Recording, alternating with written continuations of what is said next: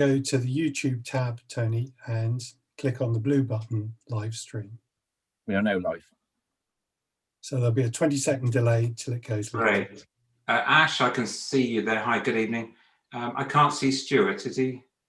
We are now live, everyone. So Tony, I'm going to leave the meeting. Thank you. Thank you. And can I see Dan? Dan, are you here? Yeah, great. Hello, Dan. Thank you. Right. So Tony, don't forget to go into speaker view. Okay. Yeah. Ash, I can see you there. Hi, good evening. Evening. I can't see Stuart, is he? We are now live, everyone. So Tony, Great. Okay. Well, good evening, everyone, and welcome to this webinar organised by the Wraxall and Failand Parish Council in association with the Long Ashton Parish Council. Right. so Tony, Sorry, Tony. I didn't realise you were going to start talking, Ian. I do apologise. I'm just getting my admin done. That's okay. Let me know when you get to. Well, good evening, everyone, and welcome to this webinar organised by the Wraxall and Failand Parish Council in association with the Long Ashton Parish Council. Right. Sorry, Tony. I didn't. We're still getting the feedback. Okay. Right, we should be. We're live now, so. Okay, well, I've already said good evening, so good evening again to everyone. My name is Ian Parsons, and I'm the chairman of the Wraxall and Failand. Joining me is Councillor Cathy Fagg, who's the chairman of Long Ashton Parish Council. Tonight's subject is centred on the speculative proposal submitted to North Somerset Council to build 500 houses on the edge of the existing Failand Triangle in the village of Failand. I think it's important for everyone to understand this is a speculative proposal and it is not a planning application. I'm sure we'll cover this in more detail as the meeting progresses. If you know of anyone who's unable to be here this evening but would like to listen to what was said, a copy of this meeting is being made, which will be made available for the next 7 days, and the link can be found on the Wraxall and Failand Parish Council website. With us tonight, we have Councillor Cathy Fagg, who I mentioned earlier on. Cathy, can give us a wave where you are. You have to speak to come on the screen. She's there somewhere. Nope, she'll join us. I know she's here, but she will join us shortly, I'm sure. We have District Councillor Ashley Cartman, who will be telling us about North Somerset's Local Plan 2038 and its responsibility for future housing needs within North Somerset. Ashley, can you just give us a wave so people can see it? Thank you ever so much. We also have District Councillor Stuart McQuillan. Stuart, I can see you there in the window. If you can just give us a wave. Thank you. We also have Mr. Dan Angel, who is a consultant representing Harrow Estates, being a developer who submitted this speculative proposal to North Somerset. He'll be telling us more about the proposal and is joined by two of his colleagues, Steve Neal and Stuart Choke. Dan will be responding to all questions addressed to Harrow Estates and will only delegate to one of his colleagues if they are better placed to answer the question and with the agreement of the person who raised the question. Also joining us is Mr. Tony J, who is the Wraxall and Failand Parish Council Clerk and who will be making sure all the technology works for us this evening and assisting me in facilitating this meeting. Tony, just give us a quick wave so people see who you are. Thank you very much. More importantly, we're also joined by members of the public who reside within the parish and who will be asking questions of our guests this evening, as well as making statements on behalf of various groups represented in the parish. Just want to go through a little bit of housekeeping. Before we start, it's important to go through some housekeeping and understanding of why this meeting is being held. I'd like to remind everyone who is here to speak that this meeting is being recorded, so can I ask that everyone is mindful of that and refrain from the use of any inappropriate language or remarks of a personal nature to any individual. Why was the meeting called? What is different about this speculative proposal submitted to North Somerset Council is that it's common practice for developers to retain an air of silence when submitting such proposals prior to any planning application, simply because of the potential reaction from those living in the area who would be against such a proposal. This proposal was put out there for all to see. In fact, leaflets were sent to all within the parish notifying them of this proposal. Following its release, the Parish Council received many requests for clarity and information. To ensure the people of our parish were informed and could seek answers, we immediately set about facilitating a channel to allow everyone to have a voice and raise their concerns with the appropriate authorities. Within 24 hours, we've made available through our website various contact details such as district councillors, our local MP, North Somerset Council, social media, etc. And we will continue to support the people of our parish. As a reminder to all councillors, in fact, I think this is important not only to councillors, but to others so they can understand the role of a councillor. The position of a councillor prior to the submission of any planning application has to be one of open-minded and unbiased. This is reflected in the Localism Act 2011 and the Local Governments Association's Probity and Planning Guide. As a councillor, for example, if we are found to have predetermined a proposal prior to it becoming a formal planning application, then we can be precluded from any future debate within a committee or from all and any voting on that specific application. Therefore, it's very important we retain an open mind to all and any proposals that affect our parish until it turns into a planning application and can then be discussed at an open public council meeting where decisions to support or not support the planning application are debated and decided. At this stage, this is only a speculative proposal and not a planning application. Therefore, no decisions or positions are required at this point. I hope that makes sense why, as councillors, we have to be sensitive to questions of positioning prior to any formal public debate and decision.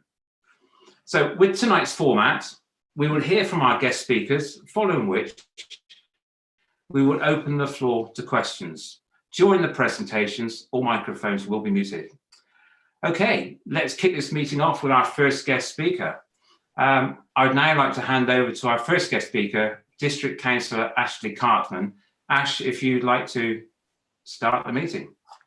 Okay, thank you, Ian. That's good. So, like Ian said, I'm one of your two district councillors, which means I represent you on North Somerset Council. So I'm one, and Stuart McQuillan's the other, and we represent Failand, Wraxall, Long Ashton and Lee Woods. So this is kind of a key part of our work going forward, and we're always happy to hear from you, and Stuart and I work hand in hand on matters such as this. But tonight it's fallen to me to give an update in terms of where we are really, and to provide some context to what's driven this application, this kind of proposal from the developer. Now, I think what I'd want to start with, I don't know if you've got the slides going there, Tony, if they're going yet. If you just start the slide for me, thank you. So that's just my details there. By the way, if you just go on to the next one for me.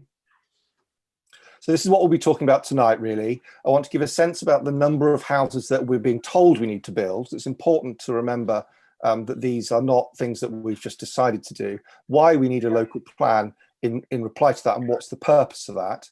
Where in North Somerset, what options have North Somerset Council got in terms of putting these houses? Then we'll get on to possibly kind of the more meaty aspect, and that's talking about the green belt.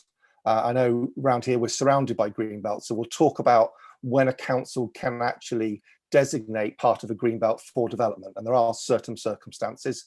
And then I think we'll end up with what's happened so far with developing this local plan for housing, and then what happens next. So that's broadly what I want to do. I mean, I'll speak for probably about 7 or 8 minutes, perhaps slightly more, and then we'll move on. So next slide, please, Tony. Okay, so let's go back to the big picture. I think everyone's kind of aware, really, if you've been reading the press, that we've not been building enough houses as a nation for quite a few years now. I mean, I hear 300,000 a year talked about, and we're probably down at 150,000. And we all know the price of houses has gone up and the demand. So that's really what's driven the government to try and help solve this problem for us and for future generations. And they've come up with a way of allocating numbers that local authorities have to build, and local authorities then have to find the sites to build those houses. Now, the number that we're being told we need to build is 20,475. So Tony, put me on to the next slide for me, please.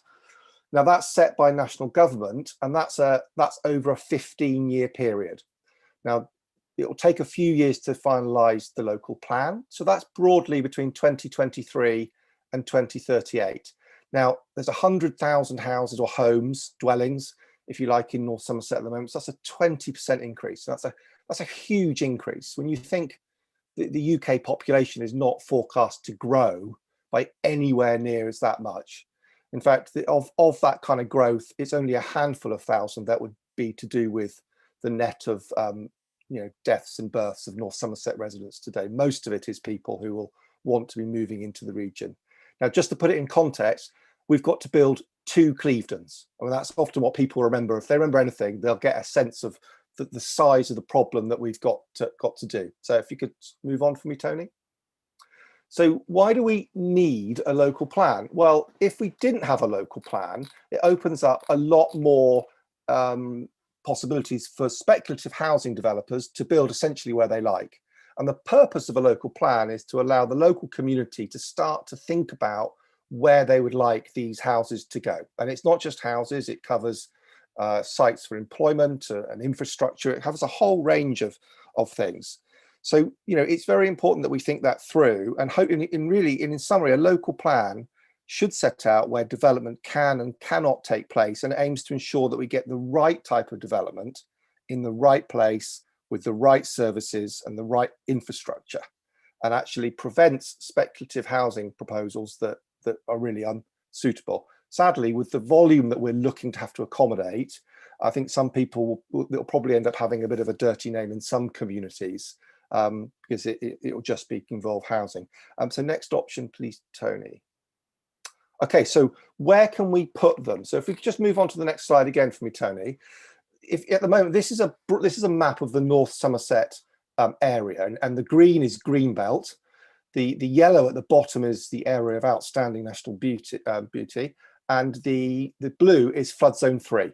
Now you can see, if you want to avoid the Greenbelt, which is 40%, you want to obviously avoid an area of outstanding natural beauty, and then it's really not a good idea to build on floodplains or areas at risk of flooding. There's actually very, very few places in North Somerset, and this point has been made repeatedly to government, that we're not like a lot of areas. We are exceedingly constrained, and that causes us a lot of problems. So if we can now switch to the next one, Tony, for me. So I guess the next one is what does this actually mean for the Greenbelt? The Greenbelt's been really successful, hasn't it? I mean, if you think about what it's supposed to do, which is to prevent urban sprawl, it's done that really effectively for 50 years. I mean, otherwise, I think if we didn't have it, I'm sure Dundry, Long Ashton and Failand would quite possibly be suburbs of Bristol now. So it's really doing a really good job, and people really value it. And the government also attaches great importance to it, despite giving us some numbers. Now, if you want to go on to the next slide for me, thank you. So the Greenbelt, though, can be built on under certain circumstances. And as Failand residents, we know, so recreational facilities are fine, which is why we get all the sports grounds up here, because they are exempted. Now, a local authority like North Somerset, though, can only release land from the Greenbelt. It can be done in what it calls exceptional circumstances. Now, this is when we get into the details of, if you like, planning law and the National Planning Policy Framework. But really, it has to, the 2 things to remember is it has to be the last option. Okay, so we know that it has to be the last option when North Somerset develops its local plan that the Greenbelt is looked at. But we're also aware that actually there's not much land elsewhere, is kind of what we know the problem the council are kind of grappling with. More specifically, they have to make sure that all brownfield and previously developed land is used first. They need to look at increasing the densities of other developments. So it's basically more homes into less space or building higher. And they should ask neighbouring authorities to take some of the 20,000 houses we've been allocated. So I think being realistic, Bristol probably couldn't, but looking south, maybe Sedgemoor could. So, but North Somerset Council will have to go through that process if they want to even consider building on parts of the Greenbelt. Okay. So Tony, next one. So what's happened so far? Well, I mean, some of you will remember there was another local plan, and it got thrown out by a government inspector about 2 years ago, which was a bit of a blow. So back at the end of 2019 and early 2020, work commenced on a new local plan, and there's been three important things that have happened during 2020, and I'll go through briefly what they were. The first one was there was a challenges document that went out to various people in parish councils and said, okay, we're having to do this. What are the challenges we face? What do you think the problems there are that we need to solve? And that's things like, well, we need infrastructure. We need to take accommodation of an aging population, changing patterns of work. We need to look after the greenbelt, climate change. I think you kind of get the idea. Okay, so that was the first one, and that's been out and that's closed. There was another consultation during the autumn, if Tony, you can move on, which was called Choices for the Future. And this I want to focus on a bit more. Again, this is closed now and we're expecting to get some feedback. And it talked about 4 broad ways in which we could do development in North Somerset. And we went out to consultation on that. So if Tony, you could flip to the first one for me. So the first one, we said to people, okay, so what we want to do with the development is we want to say, retain the greenbelt. That is absolute paramount importance. That's what we want. You can't build in the greenbelt. It's sacrosanct. Therefore, you need to build elsewhere, whether that be on a floodplain or elsewhere. You just need to squeeze them in. Next one, Tony, please. The next one is urban focus. Now you'll see on the right a big blue blob in the right, kind of on the right hand side, which is basically saying round by us. And it's saying that we need to focus our development on urban areas and actually Nailsea as well, because that's more sustainable and that's closer to employment and that's a lot better. But this approach accepts there will be encroachment on the greenbelt. Next one, please, Tony. And then we've got one that says, okay, a bit of mixture. There'll be some on the greenbelt, but not as much. But we're going to actually put more development on transport corridors. So we obviously know the main road to Weston. You know, you can see there they've got the rail line in. There's a little yellow dot next to Yatton and more next to Backwell. So again, less on the greenbelt, but more focusing on key kind of public transport corridors. And the final one, please, Tony. And this one was, this is a bit like everyone takes a bit. It's kind of all the, let's be fair, everyone develop a bit. Clearly, they think this is probably the least sustainable one, but perhaps it's the one that looks at every community taking a fair share. All right, so that's what's happened. The initial view coming back from the consultation is that the most popular solution is urban focus from the consultation, followed closely by greenbelt. That doesn't surprise me because I think most people, if they're not near an urban area, would vote for urban focus just because a lot of people just like where they live and they don't necessarily want that to change. But also people want to retain the greenbelt. Of course, that does kind of conflict slightly, as you know, so it doesn't really solve the problem, but that's kind of where we are. Now, this is the key point now. So what also happened, which was the third point, is there was a call for sites. So Tony, if you can move on to the next one. Now, this is where North Somerset goes out and it says to landowners and developers, okay, what have you got and what would you consider developing for housing and other land?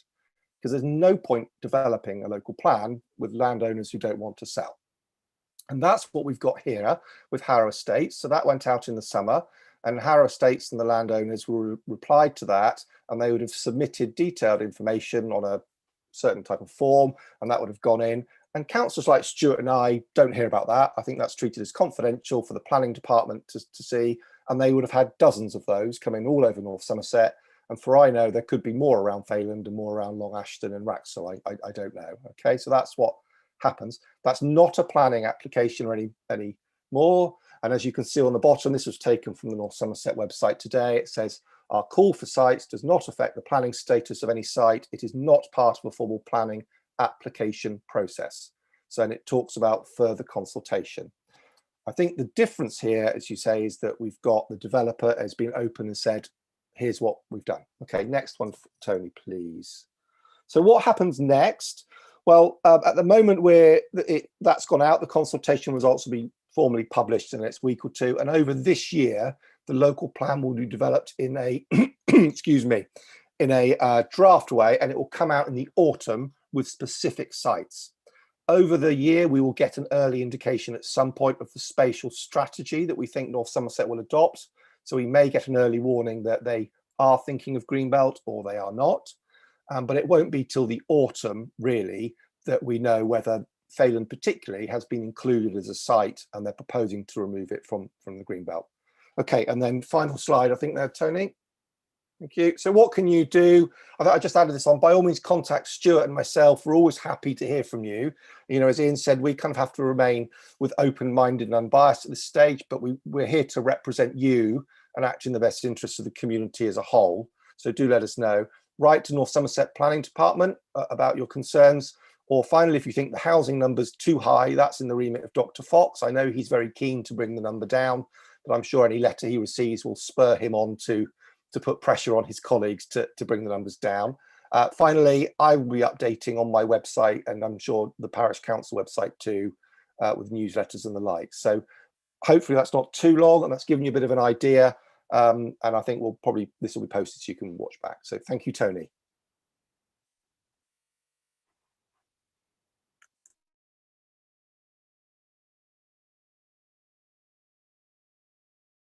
Going to what, questions or something? I don't know. Oh, Ian, you're on mute. No, I'm not on mute. That's got to be the statement of the year, hasn't it? Apologies for that. Tony, are you leaving this screen up, or are you changing the view, or that's it? Perfect. Thank you very much. Actually, thank you very much indeed for that. What I'd like to do is hand over to Dan Angel, as representing Harrow Estates. Just for those who've recently joined us, just so you understand the format, we're now going to go through Dan Angel's presentation, following which we will then open the floor to questions. So I'd hand over to Dan. Thank you, Ian, and good evening, everybody. I am just going to share my screen, and similarly to Ashley, I'm just going to run through a short presentation. Can everybody see that? Yeah, can you see my screen? Okay. Yes, the screen is there. I've done. Brilliant, thank you. Yeah, So before we start, I just wanted to touch on the nature of both our proposals and on the consultation. So we're at the very early stages of establishing our concepts and ideas for a development in Failand. Yes, this has been undertaken, backed by technical work and some initial concepts, but we would just ask that people understand that these concepts are purely establishing what might be possible. The images that we have used are from other Red Rose schemes and do not necessarily represent what we consider to be right for Failand. And the master plan is also an early stage draft to prompt discussion and engagement. The consultation is also our exercise and not focused on whether people support or oppose, and indeed is not being undertaken so that we can sell the endorsement of our proposals to North Somerset Council. The exercise is essentially being undertaken so that we can understand the aspirations of the community in relation to social infrastructure, concerns about the local and wider infrastructure, and any comments about design, the draft plans, or anything else that the community or local groups feel that it's important that we know.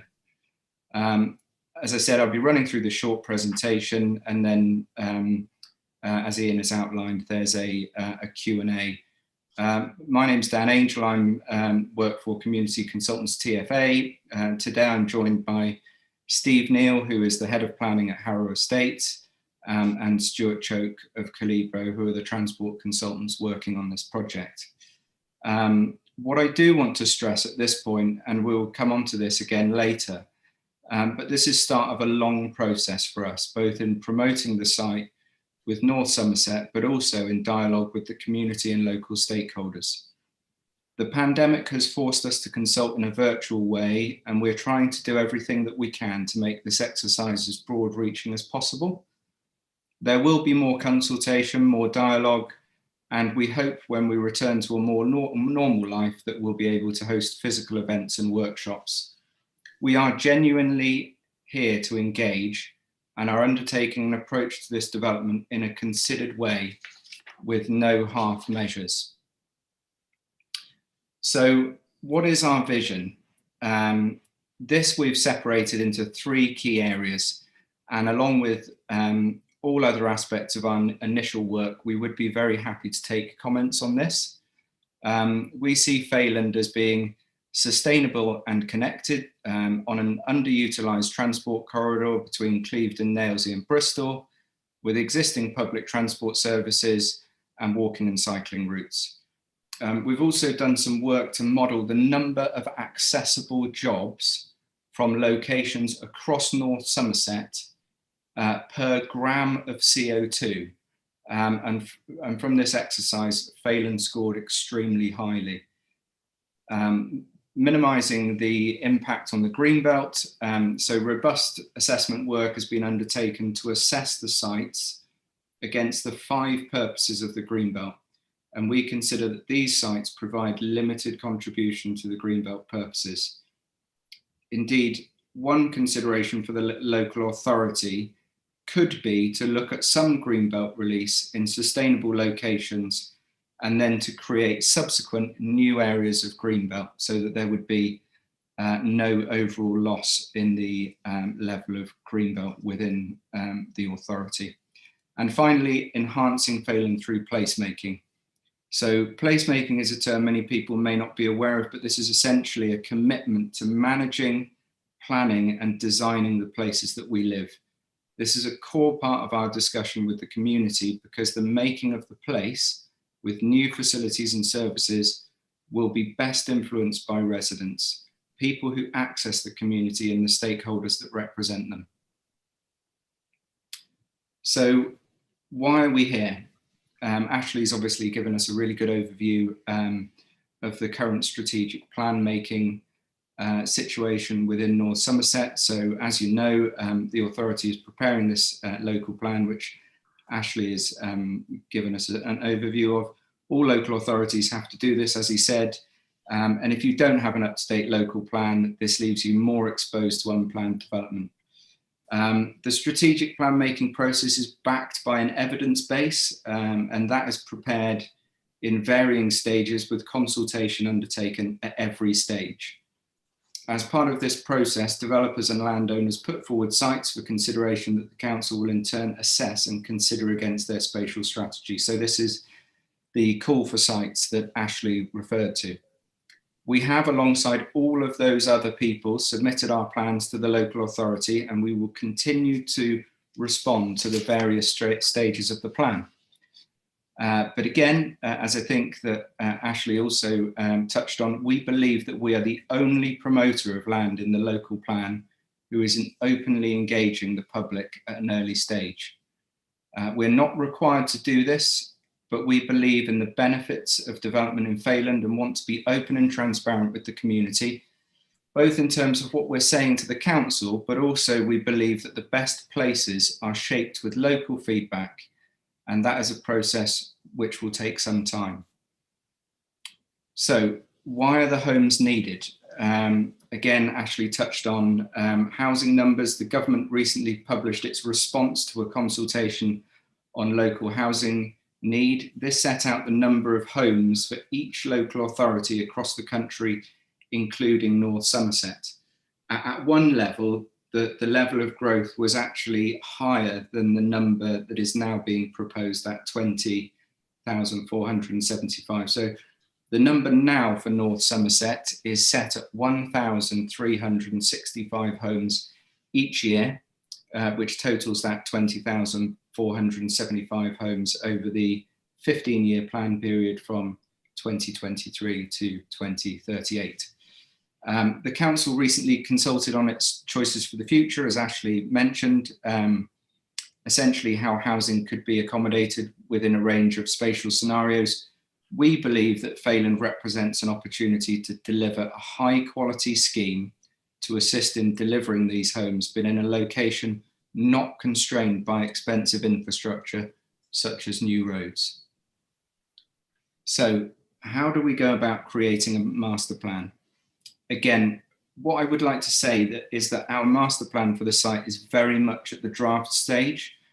We are not looking to deliver a fait accompli to the community. This is an initial concept to create dialogue and discussion.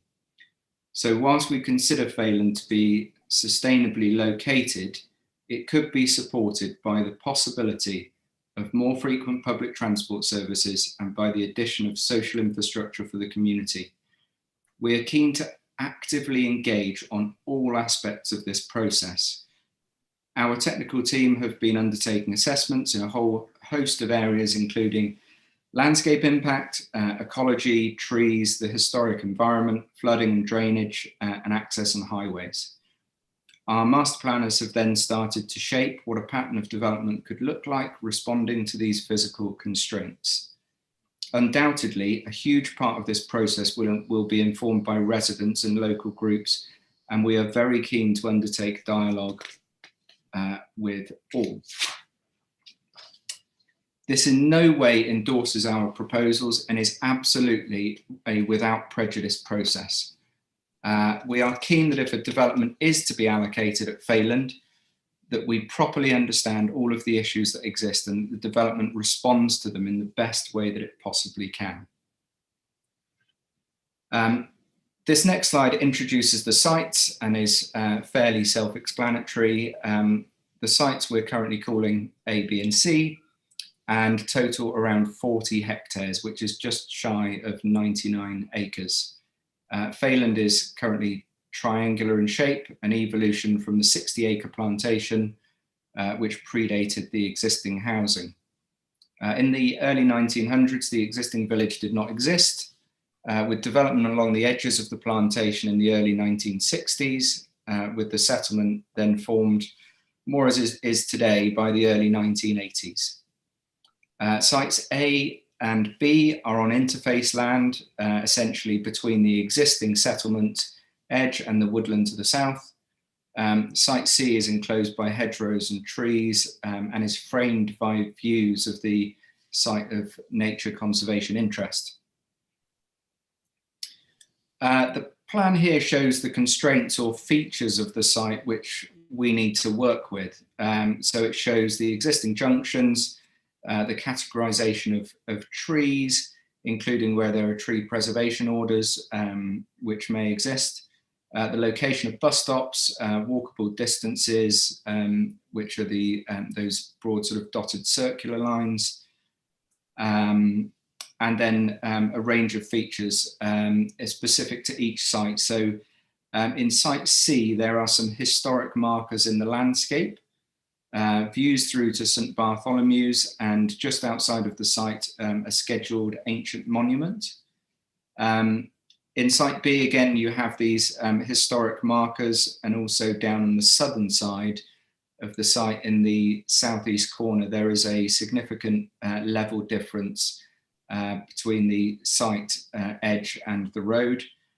And then in Site A, you have the existing hedgerows, which would be retained, and also the Failand Observatory.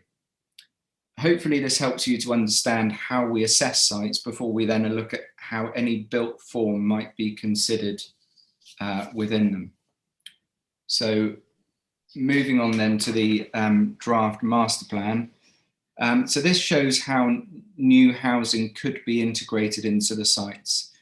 This is quite a high level plan, and again, the intention of this plan is to prompt debate.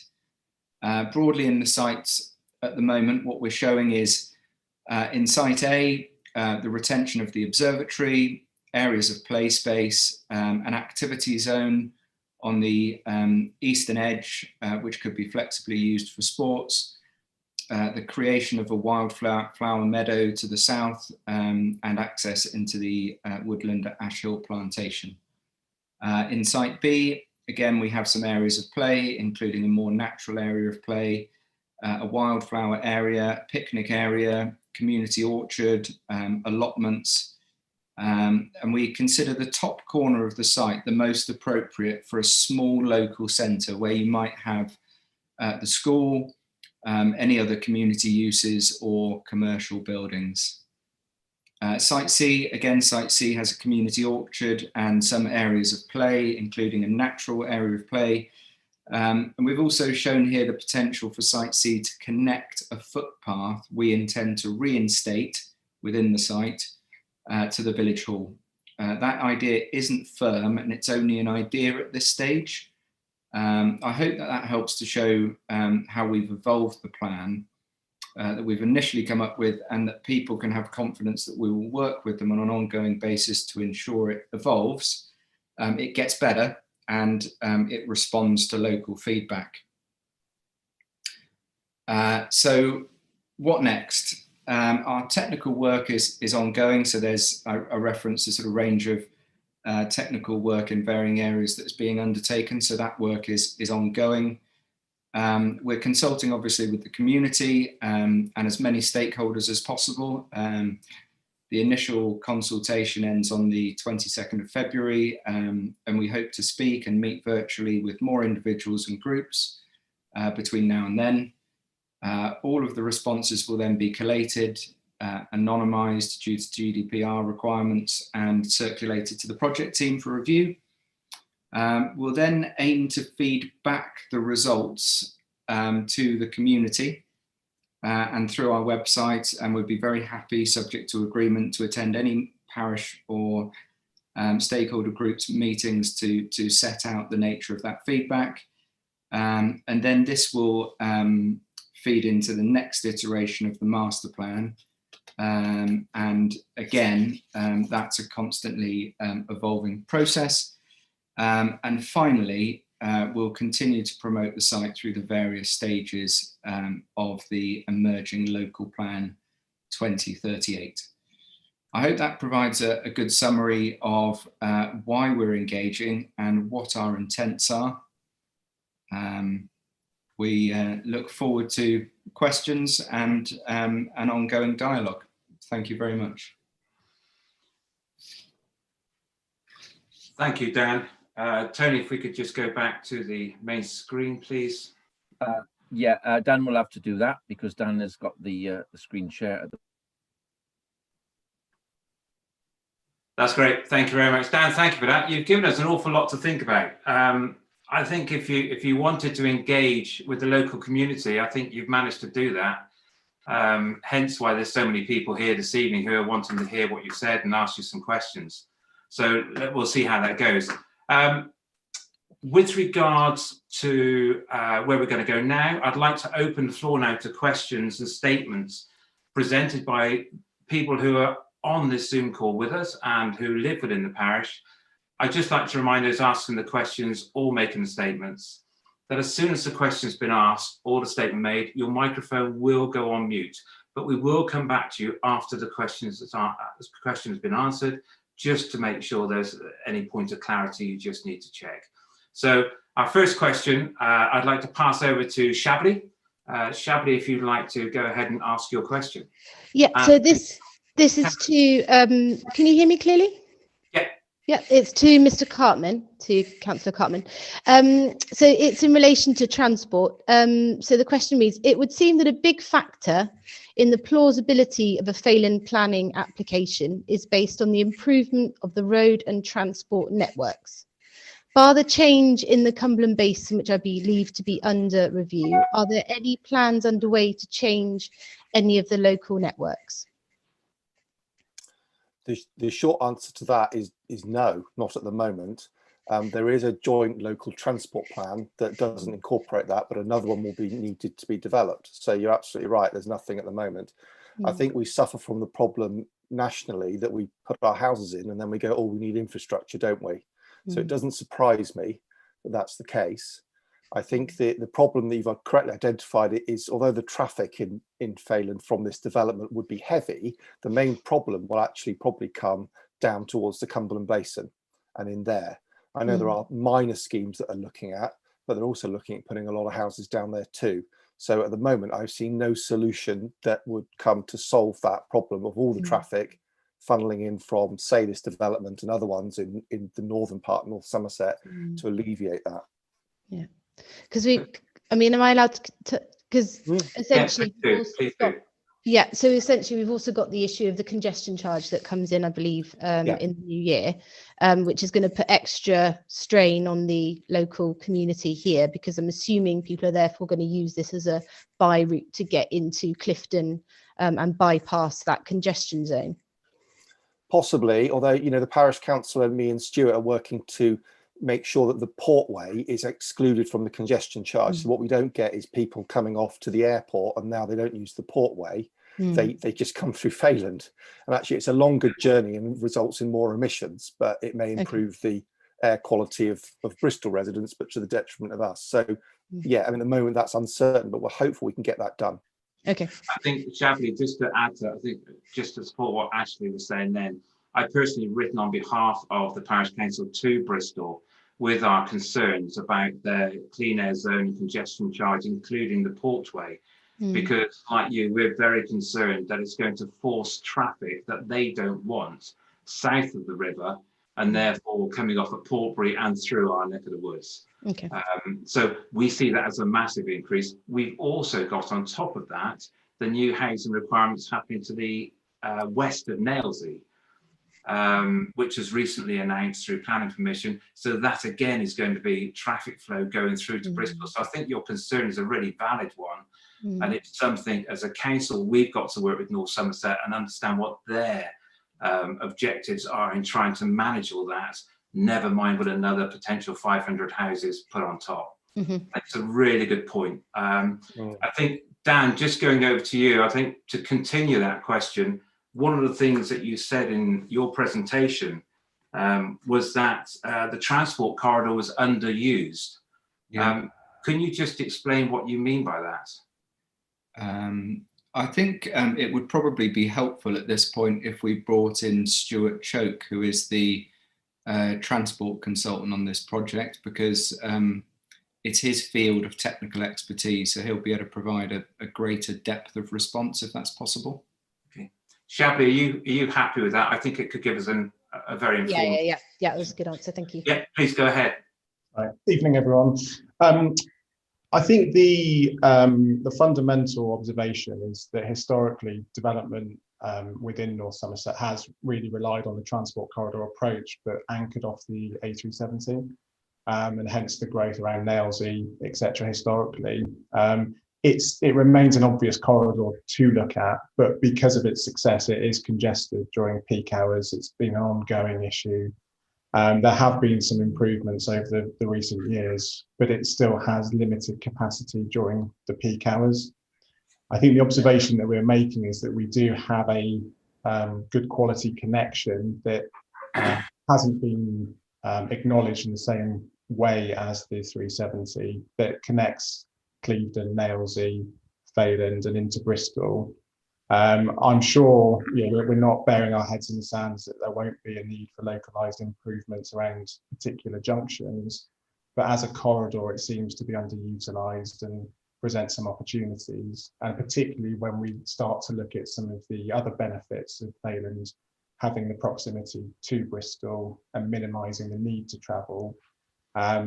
We've already started discussion with local bus operators about how we can provide improvements, not just to service this development or indeed existing Failand residents, but actually how we can create enhancements to that service starting at Clevedon, Nailsea, etc. So we're essentially looking to take those residents from Nailsea, etc. onto buses as well, to create a more viable service, a higher frequency and a more reliable service as well.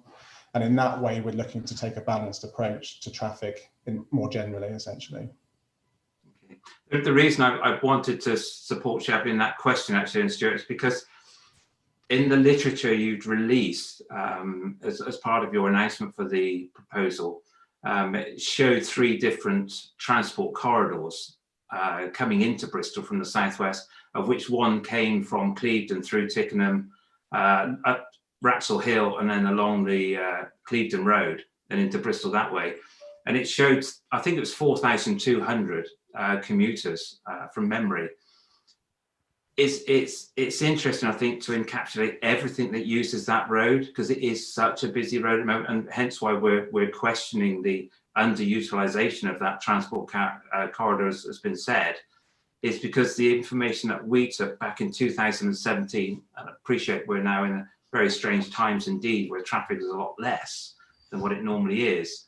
But we recorded on an average weekday over a 7-day period, 11,000 vehicles using that road per day. So it's significantly in excess of the 4,000 commuters. And I think those are the things people are worried about, is that congestion on those highways and those roads, not to mention the smaller roads coming off that. So I think it's a good point. Shabli, are you okay? Have you got an answer to your question? Yes, thank you. Great. Okay. What I'd like to do now is move on to Dwara. Can you hear me? Yes, we can, Dwara. Thank you. Lovely. Okay, thank you. So my question is for Ashley Cartman. The proposed development of 500 houses would change what is now a small village in the Greenbelt into a settlement more than twice the size of the existing village, with several thousands of inhabitants. Failand would become more like a small town, only separated from the edge of Long Ashton by a narrow strip of land. Do you feel, Ashley, that this is appropriate for the village of Failand and for the preservation and function of the Green Belt? Okay, hi Dwara. Hi. I think for me, it's about listening to the residents of Failand, isn't it? I mean, because I'm a Long Ashton resident, I did live in Lower Failand. It would fundamentally change the character of Failand. This is the first point.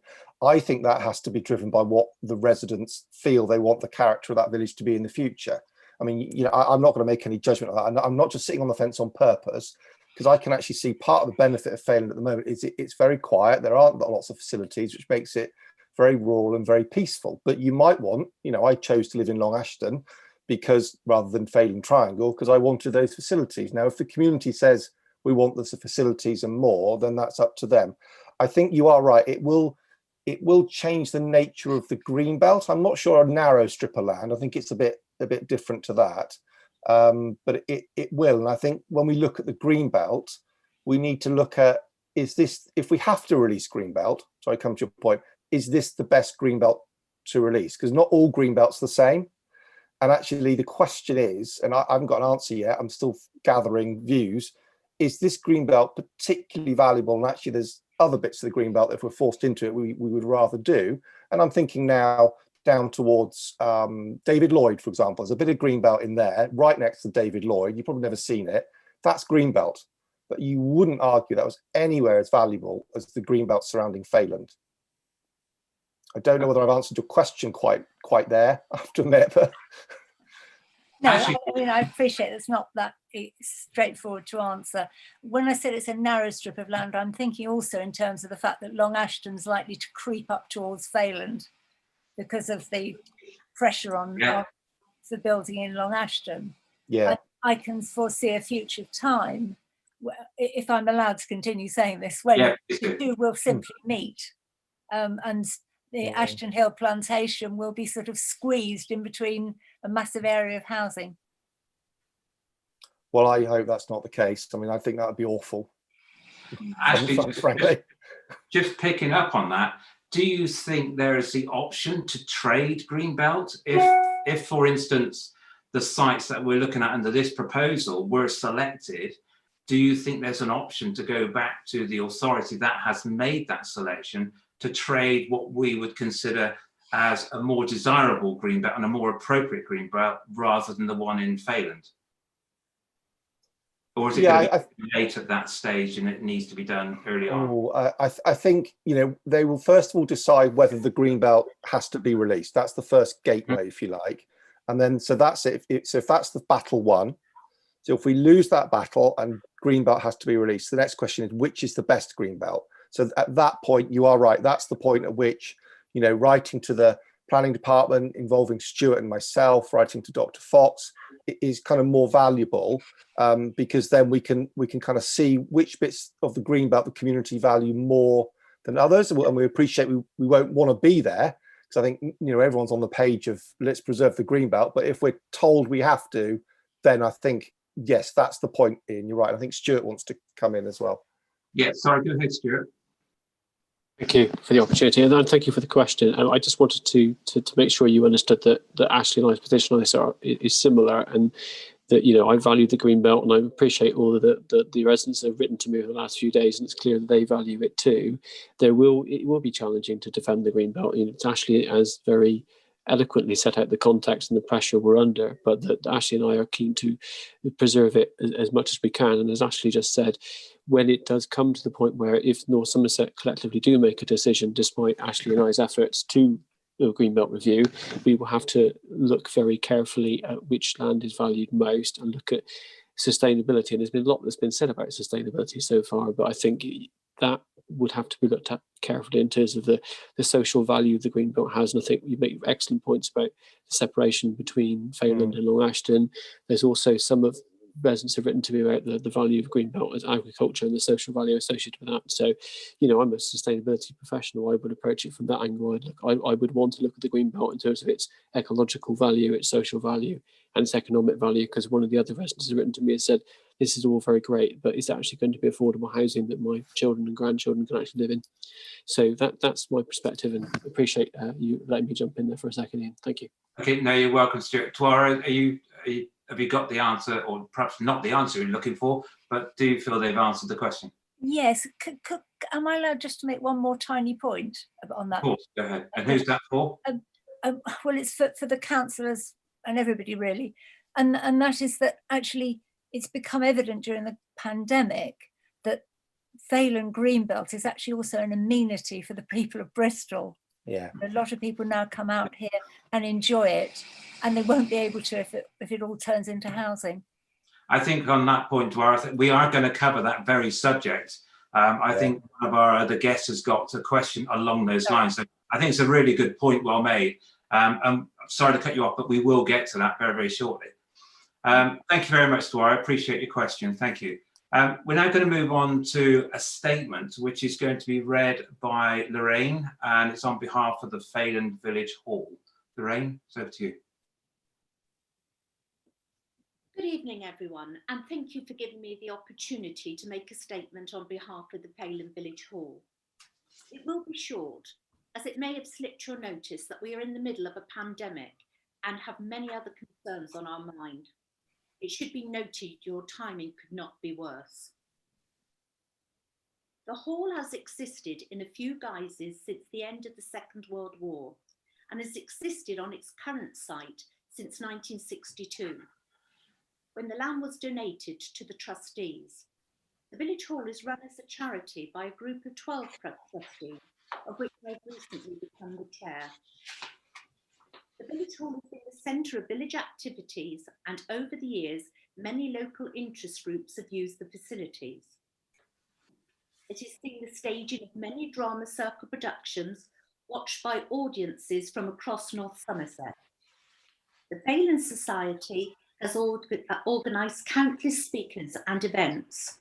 We have a bonsai club, the Failand Art Club, whist club and yoga group, who until the pandemic have used the hall regularly. Residents from the village and non-residents have used the hall for birthdays, weddings, christenings, wakes, children's parties, and even dog shows. All of these customers / users have found the hall an ideal facility. It has ample parking and a well-equipped kitchen and is therefore self-sufficient. We are looking forward to launching our new website with online booking, and importantly are putting plans in place for further development as an improved community asset. The village hall is therefore already viable in its own right. We see ourselves as a village facility, and what is being proposed would take away the character of the village, transforming it into a new form of Bristol suburb. Many of the buildings in the speculative proposal has the potential to cause many problems, such as noise, increased traffic and heavy vehicle usage. This would have an impact on the safety of our customers and users, and loss of revenue due to the mess and disruption caused by the building work. In addition, Harrow Estates' proposal mentions a change of the crossroads junction by the Failand Village Hall, and it looks as though a section of the hall land will be required. This would be seen as unacceptable by the hall trustees. We are extremely concerned that the developers should make such assumption that further land would be available to them if that is the case.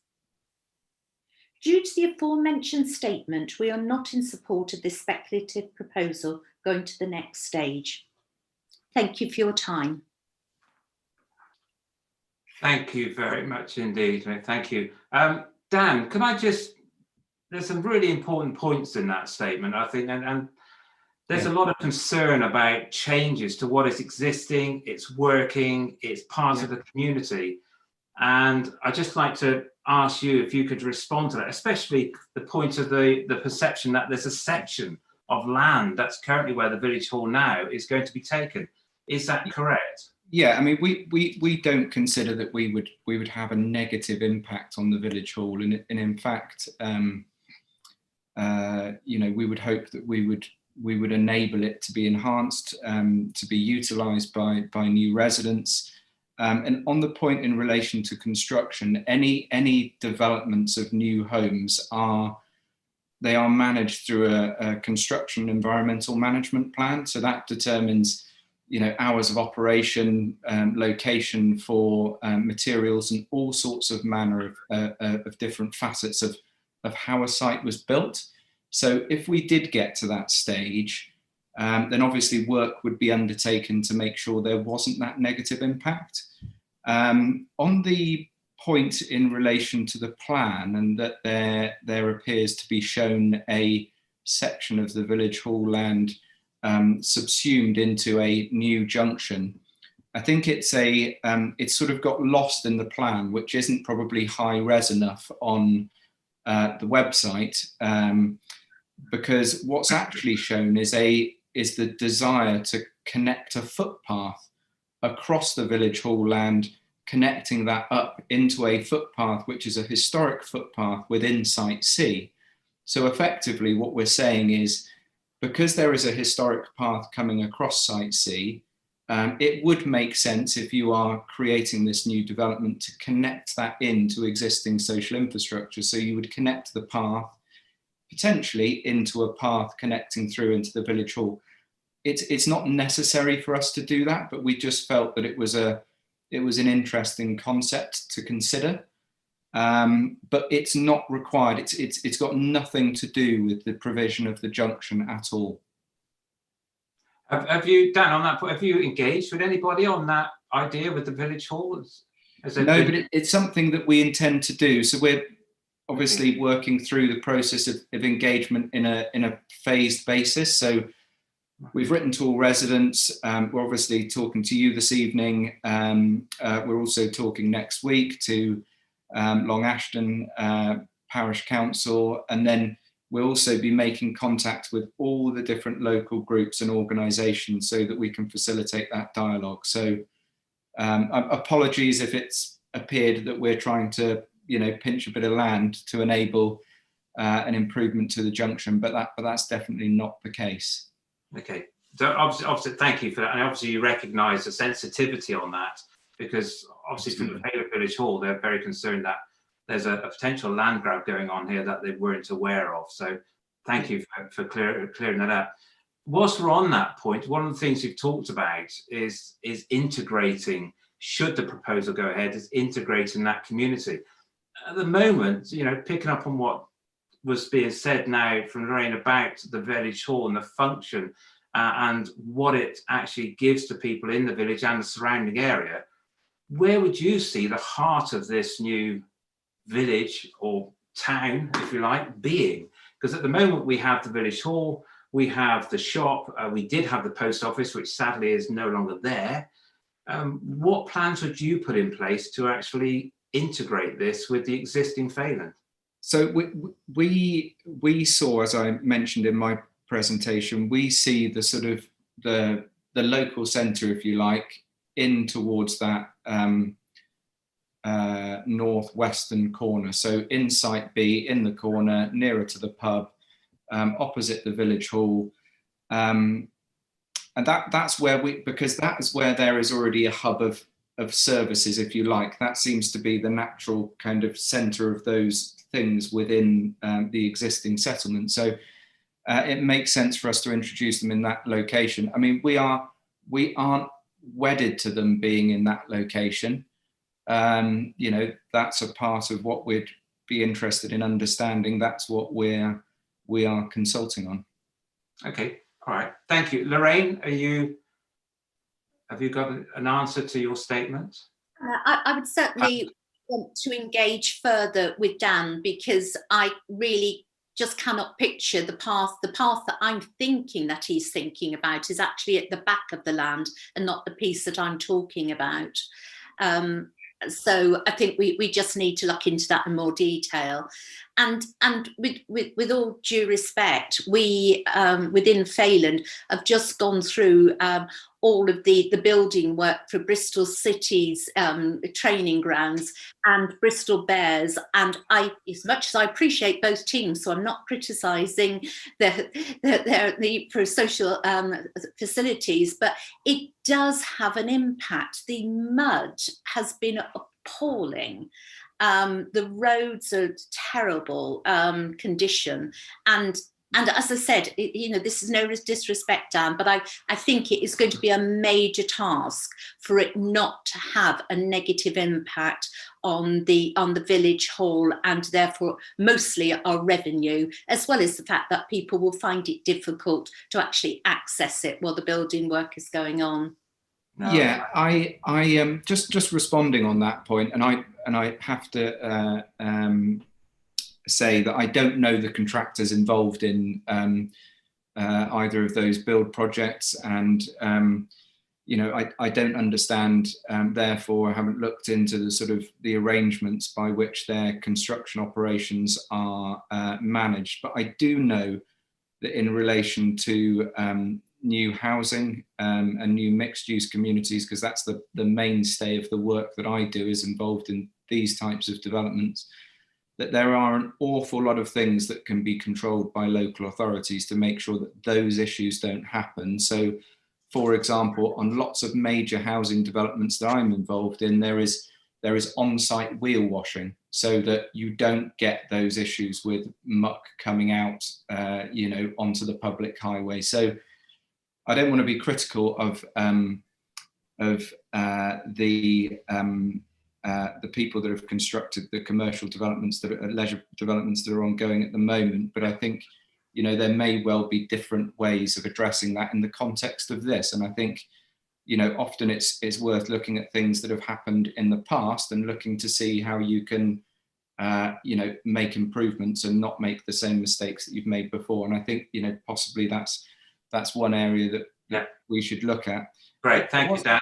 There was one other just point I just thought I'd just touch on, if possible, and it comes back to an earlier question, because as part of the village hall comment, you talked about the evolution of the settlement and it becoming much bigger, and that could be detrimental. I mean, we do think that, and Dwara touched on this point as well, about where does Failand then stop. We do think that these sites are very well contained, and so they therefore provide a natural kind of morphology to the settlement, so an area which it can evolve into. But there are natural barriers to these sites. They can't, breach further than the Ashton Hill plantation. They can't, they can't evolve further into Tinsfield. Indeed, the levels of the site wouldn't allow for that to take place. So I think what we are talking about here is a considered and controlled growth of Failand. Okay, thank you, Dan. I'm just conscious of time. I appreciate you wanted to add on to that. Lorraine, thank you very much indeed for your statement, and I hope we got some information for you to address some of those concerns. And I appreciate that there's more discussion to be had between the Failand Village Hall and the developers as this progresses. I'd now like to move on to David Robshaw, and who's got a question. David? Hold on, David, I think you're still on mute.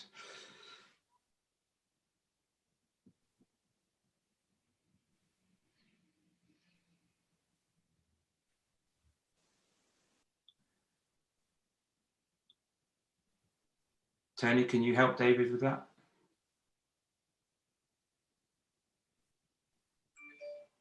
No, unfortunately, David's got to unmute himself. Okay, that's better. Sorry, I was on the wrong bit. Can you We've hear got me? you. Yes, we can hear you very well. Yeah, I've got thank you, Ian. I've got a question for Councillor Cartman.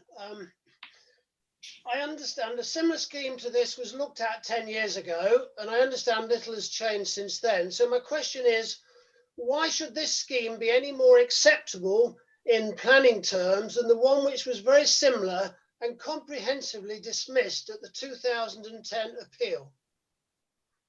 Okay, so thanks, David. I don't know too much about the appeal, but I think that they used a different route there. They wanted to go down applying as a developer for the what they call very special exceptional circumstances to withdraw land from the greenbelt. This one differs in terms that it actually, the greenbelt would be released by the local authority, not necessarily by a direct application by the developer. So therefore it goes through a different process, okay? Now, when it goes through that process, they look at all the areas in North Somerset where they can put the land, and they've got to use up everywhere else that is reasonable is the word. What's changing this time, they believe, is that it's reasonable to move into the greenbelt and not develop, say, down towards Churchill, because it's more sustainable here than Churchill. So the comparison is possibly between here and Churchill rather than standing on its own, is my understanding of it. It follows a different route. Yeah, it's just that, I mean, there was a very, very comprehensive, obviously, application and appeal process. And, Yeah. you know, it was very comprehensively dismissed. And, you know, it's just strange to see what can have possibly changed in the overall concept to make it more acceptable today. Yeah, I agree with you. And I think this is part of the conversation I'm having with the council, Stuart and I have. You know, we had a plan before. I think the numbers were slightly lower that didn't encroach on the green belt. The, you know, arguments around sustainability, okay, that perhaps our technical understanding develops, but is this because we're now putting more weight on sustainability arguments and that's what's tipping it into greenbelt release? I don't know. I think that's the point you make. Actually, the fundamental things that were raised in 2010 haven't changed. It's just the value we attach to sustainability compared to the two locations. It was certainly, as I understand, I mean, I wasn't physically involved in it, but it was very much dismissed as being unsustainable. So my question is really, you know, how come it's so different now? Actually, in answering that, have things changed over the last 10 years with regards to the growth and the supply and demand of new houses? Is that part of it? And therefore we've got to be looking at developments where 10 years ago we wouldn't even have considered? Yeah, there is an element of that, but I do think it is about an emphasis in the planning proposal, and people are more willing to give weight to sustainability arguments. And I appreciate David's point that Failand in particular may not be sustainable. I'm not making any judgment, but if you think about, say, the Vale down towards down towards Bristol, that's one where they're saying actually in this case it's the worst of two evils, if you like. But the weight in the public mind, planners, I think, are thinking, and the drive from central government about, you know, carbon neutrality and climate emergency means they're putting more emphasis on certain aspects of arguments. Okay. David, if you're okay, what I'd like to do is pass that over to Dan as well, because Dan, you have some knowledge of the application David's referring to back in 2010, I believe. Yeah. Say for the application route that Ashley was talking about just now, what do you think differs in your proposal to that was submitted 10 years ago with the knowledge and understanding you have? Yeah, David, are you happy for me to respond, or? I'd prefer to leave it, if I may, Dan. Okay. The question was to get the view from North Somerset Council, and Ashley's very much given me a very full answer to that, and I appreciate that very much. Thank you. No, that's great. Thank you, Dan, and thank you, David, for your questions. That's great. Okay, moving on, we have Mary Jane. Mary Jane, would you like to ask your question? Hello. So this is a question for Dan. It reads, can you confirm that if the sites around Failand are included in the North Somerset Council plans for future housing, that Harrow Estates would submit a planning application as per the proposal contained within the Failand Vision document on the Sustainable Failand website, i.e. 500 houses, low density, green spaces, parks, possibly a school, and not submit alternative plans which include higher density housing? Yes, I mean, if the site was, I think just reading the question rightly again, if what you're asking is, if we had an allocation for 500 homes, including provision of various elements of local social infrastructure. Is that what we would submit a planning application for? Absolutely 100% yes. And the reason for that is that if we obviously want to create a successful planning outcome, the best way for us to do that is to submit an application that is in conformity with the policy.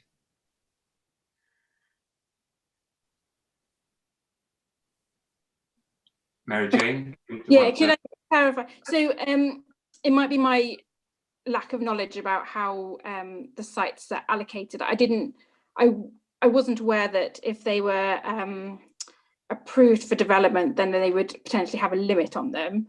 So my question was really is if they're approved for development and therefore open for development of anything, that Harrow wouldn't then turn around and say, actually, we will build 1,000 houses on these sites.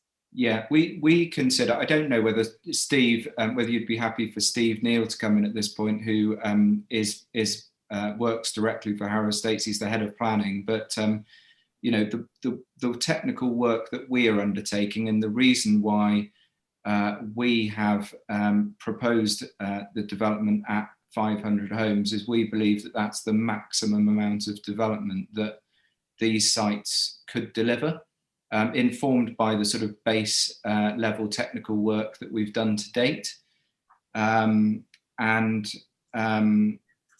Just within that, you know, the history of some of the proposals here, the planning application that was submitted, it was only site A, it was 500 homes.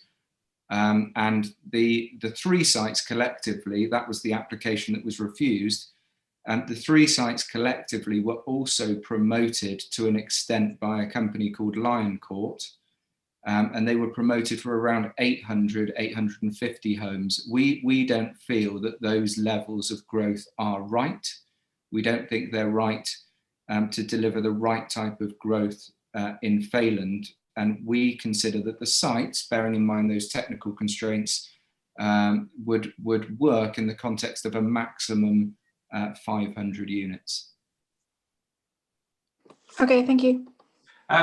Just picking up on that, Dan, with regards to the 500 homes, assuming you get through the various stages and it ends up going as a planning application and you were granted that application, do you see yourselves proceeding with the 500 homes? Because there are some developers that will get the planning, but only on this instance, say, put in a bay, say 150 homes as an example, and have reserved matters on the remaining 350 to do at a later date. What would be your plan if you got to that stage? Do you know that? So again, it might be worth bringing Steve in at this point because it's a technical matter, and he is the Harrow Estates head of planning, so probably be good person to advise. Mary Jane, are you happy we move to that? I know I've moved on to the question a little bit, but it's still part of where you were asking, I think. Yeah, no, that would be good. Thank you. Yeah, no, that's Dan. Go ahead. Yeah, bring Steve.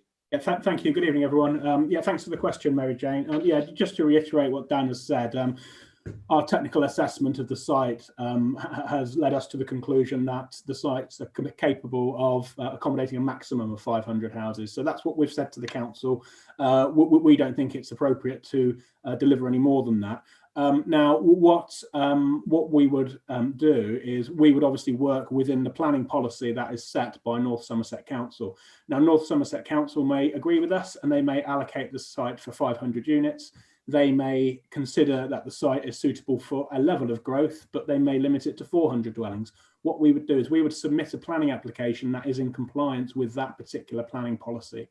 And just coming over to your question, Ian, in terms of the strategy, what we do essentially is submit an outline planning application for the full allocation, because what that would do is that would allow for greater infrastructure benefits for the community. The more development you've got, the more Section 106 and SIL money would be paid to the council to spend on local services and infrastructure.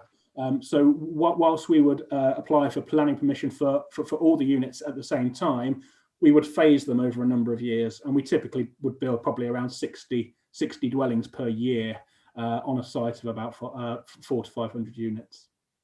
Wow, that's a pretty long time to do 500 houses. So there's a huge potential disruption, I think, which was one of our other guest speakers' concern. I think it's Lorraine's with regards to the Failand Village Hall and the disruption the people in the village have suffered so far over the years. So another, you know, a significant number of years of disruption is quite worrying, I think. So, but anyway, thank you for that, Steve. I appreciate the response to that question. Mary Jane, are you okay? Yeah, good. Thank you. We're moving on now to another statement, which is going to be read by Dwara, and it's on behalf of the 2010 committee. These are the individuals that actually really worked very hard to oppose the previous planning application by Lion Court that was mentioned just now back in 2010. So Dwara, I'll hand over to you. Okay. Good evening again.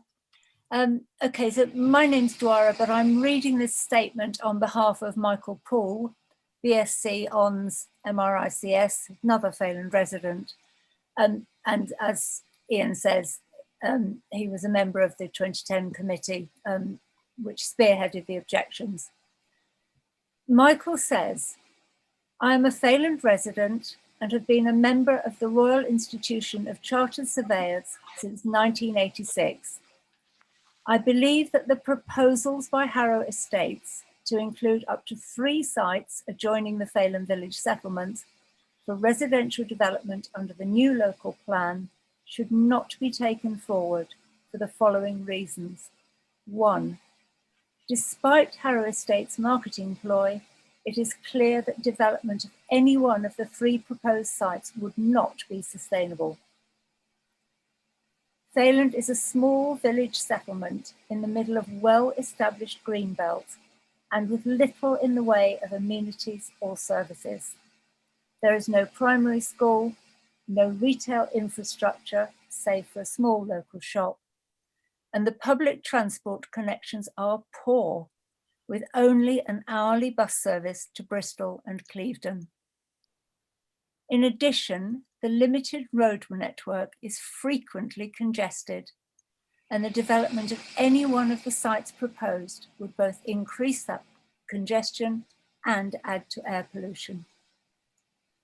Point 2, Failand is not classified as a service village or town and is therefore a less sustainable location than other locations in the county, such as, for example, Backwell, Congasbury or Rington. Development of any of the 3 sites being proposed would mean the need for significant services and facilities to be built in Failand.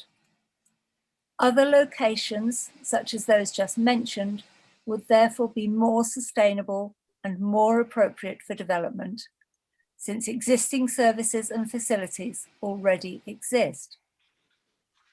3, the sites lie within the green belt, which has worked well to prevent urban sprawl and preserve the integrity of the Failand Village settlement. I do not believe that there would be any exceptional circumstances, as required by the law, to justify any release of this well-performing greenbelt land. Punching holes in the greenbelt, as these developments propose, would undermine its integrity and potential existence. In any case, there are other greenbelt locations within North Somerset which would be more sustainable than Failand, where unavoidable development might be considered appropriate. Indeed, Failand did not score particularly well in North Somerset Council's 2020 Sustainability Scoping Report, confirming that there will be other more sustainable locations within the county which could be considered for development. 4, the landscape in and around Failand is of high quality and sensitivity, and any development as proposed would be contrary to the policies of maintaining high quality and sensitive landscaping environments. Thank you. Dwara, thank you very much indeed for reading that. There were some really good points, and I think some we already have covered, which I think Ash was talking about earlier on with other greenbelt areas, which could be more appropriate. And I think there's some really good points in there. Ash, was there anything in that statement that you wanted to pick up and elaborate on? No, I don't think so. I think it was it kind of sums up where we are, really, doesn't it, in terms of the sustainability and Failand compared to other areas isn't as sustainable as some other locations in the Greenbelt. Yeah, no, I agree. Thank you very much. Thank you, Dwyer. Okay, moving on. We have a question from Christopher. Christopher, I'd like to hand over to you. Okay, thank you. Yeah, I'm quite happy to be called Chris. Sorry, Chris. Right, no, that's all right. Over the part, this is an issue that was touched on earlier, so I think you quite rightly held off until this question came. Over the past year, and so this is aimed at, I think, Dan Angel, but I think Ash Cartman may want to comment on it, representing North Somerset. Over the past year, the countryside around Failand has increasingly been used by residents of Failand, Nailsea, Long Ashton, South Bristol as an amenity to walk, cycle, exercise their dogs, and generally to enjoy the fields, woods, and fresh air. I think this is very likely to continue after lockdown, now the attractions of the area are better known. So how will the proposed housing developments enhance the land around Failand as a countryside amenity for the residents of North Somerset? Thank you, Chris. Dan, I think there's some really good points in there that we've touched on before, especially in this time we find ourselves in the pandemic. So many people have found the benefit of what we are very lucky to enjoy by living in this parish. How do you respond to Chris's points? Yeah, I think I might want to bring Steve in here, if that's possible, from a Harrow perspective. But yeah, if that's possible, I'm not sure whether. I'm happy anyway. Yep. No, we're good. Go ahead, Steve. Brilliant. Thank you very much, and thank you for the question, Chris. Yeah, well, we absolutely value the countryside as well, and what we're looking to do is we're looking to take fields that are currently in private ownership and not publicly accessible, and we're looking to make those largely accessible through new additional woodland, parkland, ecological enhancement areas. So of the 40 hectares that we're looking to develop as part of the 3 sites, around 24 hectares of that would be publicly accessible land adjoining the current countryside. And in that regard, we've been in discussions with Forestry England, and we've been talking about how we can enhance connections with the Ashton Hill Plantation and Wraxall Peace. And we've been understanding their views on their current car parking facilities, which they have confirmed to us are substandard and result in a lot of visitors to the area parking on Flaxbourton Road and Western Road. And in discussion with them, we're exploring the potential of providing them with an enlarged car park so that people no longer have to dangerously park on those public roads. So from our initial assessment of the site, it was clear that the proposal would require a landscape-led approach, having regard to the setting of Failand. So the initial proposals make provision of a greater degree of flexibility, as I've said, and also we consider that the additional provision of parkland, natural play space, allotments and green corridors would actually enhance and supplement the current countryside offering that's there. Steve, just picking up on that, and what Chris was talking about just now, is to talk about retain and enhance the beauty of that countryside and the ability to walk and enjoy it. If you're looking to offer a construction program of about 60 houses a year for 500 houses, then we're talking about 8 years of disruption in that area, which could impact the people actually enjoying that area because of all the traffic and the disruption is going to happen. How will that be managed? Yeah, that's a good question, Ian. What we do is we look to bring forward developments on a phased basis. So we will only be focusing on one part of the site at any one particular time. and it will be done so under a construction management plan, which would need to be agreed with North Somerset Council to ensure that impact upon residents and impact upon the countryside and ecology is fully safeguarded against. And coming back to a comment earlier, and it was touched upon by, or the response was touched upon by Dan, that there would be a requirement for us to have timed deliveries so that they don't interfere with peak hours of the day, wheel washing facilities so there's not mud, etc. on the road. So everything that can be done to minimise the disruption will be undertaken. Chris, I think my only comment will be, I think a lot of people, particularly who come out from the slightly more urbanised areas, come out to enjoy a village environment, and my worry would be that that village environment would disappear in your plan, and then the whole of North Somerset would lose the amenity attraction or the amenity value of the area around Failand. But Ash, I mean, I think you could represent North Somerset more than me. I'm just yeah, Chris, I think you're right. I mean, I think that there's different sites as well. So I think the site that's down towards Ashton Woods is perhaps more hidden in terms of a vista. The one that would affect the vista of the village would be up towards the Failand Inn more. So I think you're right. So it wouldn't really, retain or enhance the greenbelt, being honest, would it, having more houses? I mean, I think they just don't do that, do they, at all? I think, but that doesn't mean we still have to accommodate new homes. I think when I look at what they've got at the moment, I think the design could be a lot better. I think we don't, if let's just assume it does get permission, in that circumstance, I think we need to be very strong on the design so it feels like a village, because so often housing developers call things villages and what they are blooming awful housing estates. Now, I think, to be fair to Harrow, I know they've got a good reputation, so that's perhaps slightly unfair, but I think we all know what we're talking about here. And I do think the other thing that, again, if it does go ahead, there will be something called the Community Infrastructure Levy, and there's something called a Section 103 agreements. And that's basically developers have to give a portion of their profits to a combination of the local parish council and North Somerset to undertake things to really work on, making this a better place for existing residents. So I think, top of that list would be a better car park at the Ashton Plantation and better infrastructure there, and other things too. So, I think in summary, it doesn't, because no housing does. I think there's different sites have different impacts, and if they do go ahead, I think we need to push for more appropriate design and countermeasures.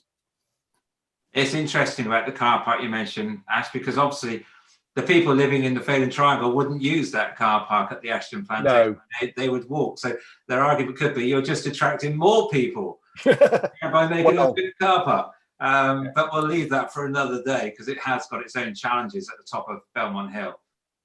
Chris, are you okay to? Yeah, no, the answer to the question has been answered. Thank you. Brilliant. Thank you very much indeed, Chris. Okay, moving on to Lucy.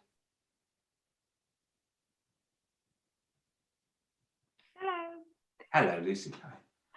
My question's really to Dan, but also really Ash from North Somerset's point of view maybe would like to step in.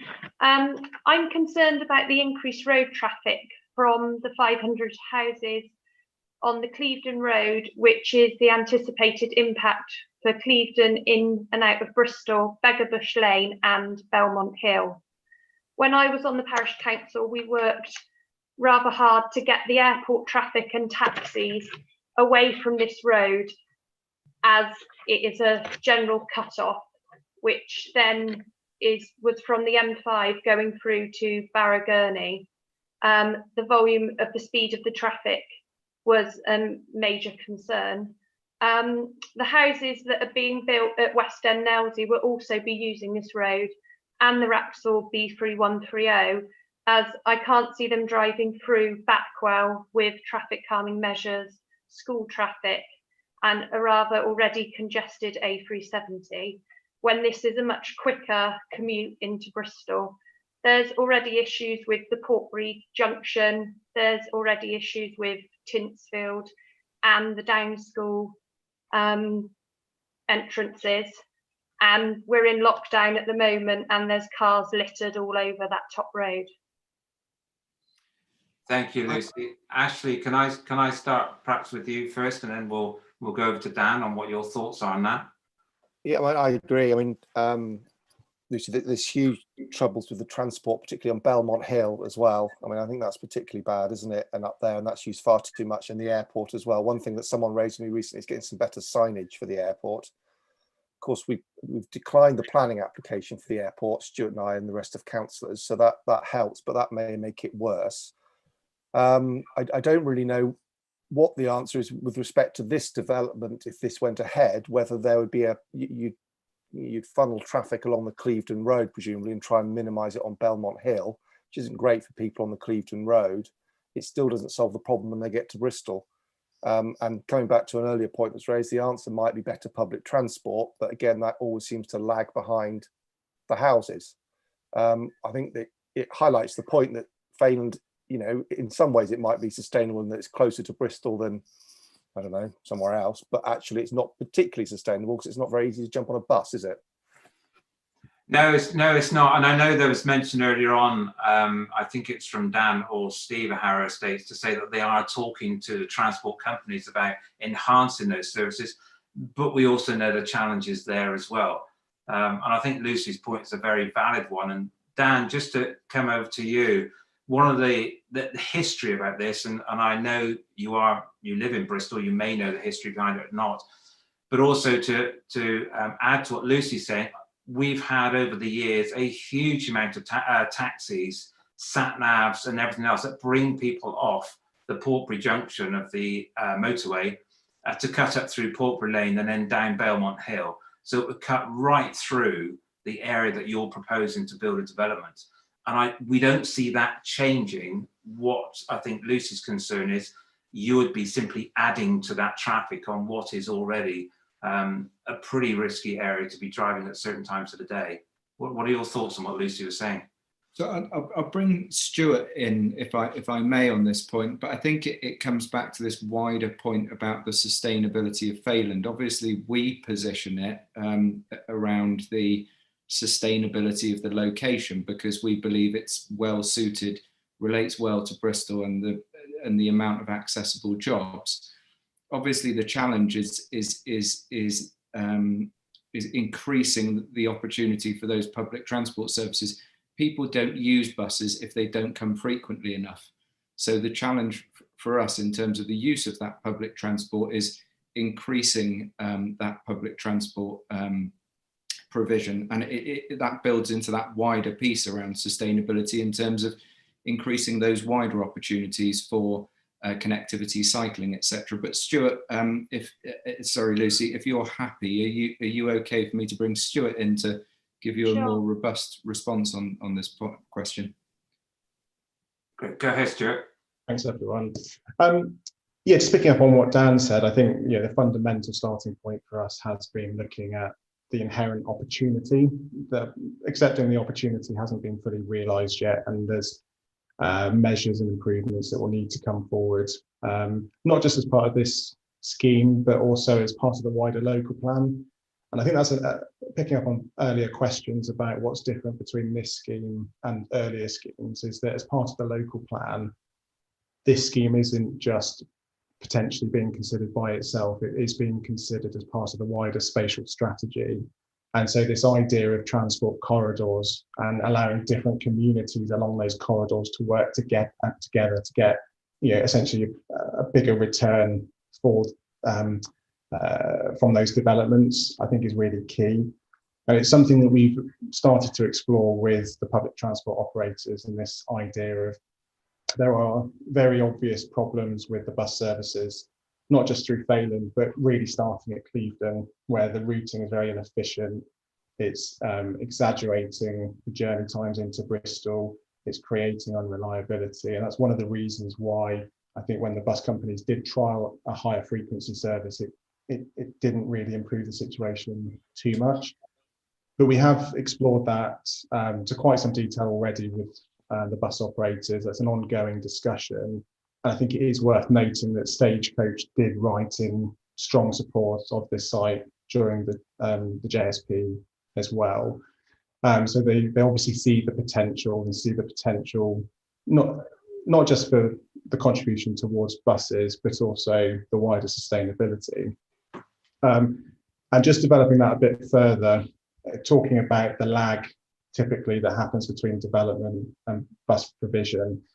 Again, I think this goes right back to the point that because we're looking to drive improvements along a transport corridor approach, we've already got an existing customer base. We just need to get to them in a more efficient way. We need to let people know about those improvements. But also development has an opportunity to pump prime development and improvements to services.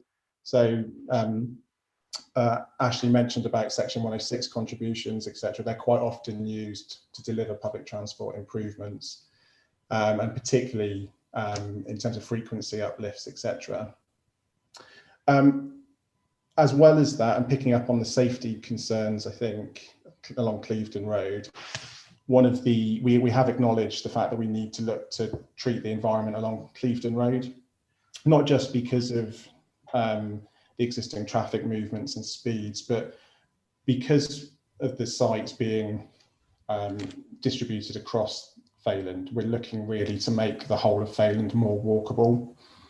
So Clevedon Road at the moment is obviously high speed at, I think, 40 miles an hour. What we would be looking to do, or certainly we're investigating at the moment, is to reduce the speed of traffic on that road, both with a formal speed limit reduction and also traffic calming, so that it becomes self-enforcing. It's not just a legal change to the environment. And I think that's quite key, because some of the other aspects that development is considering are things like the provision of a primary school and other community assets. So the ability to walk through Failand to the primary school is going to be key. And I think it's worth noting as well that national figures show that during the morning peak, 40% of traffic is related to the school run. So if we can provide a primary school for the local community, there is that opportunity. There will inherently be residual traffic movements from the scheme, but if we can look beyond the development and try and encourage changes to existing traffic movements, the net difference will be minimised.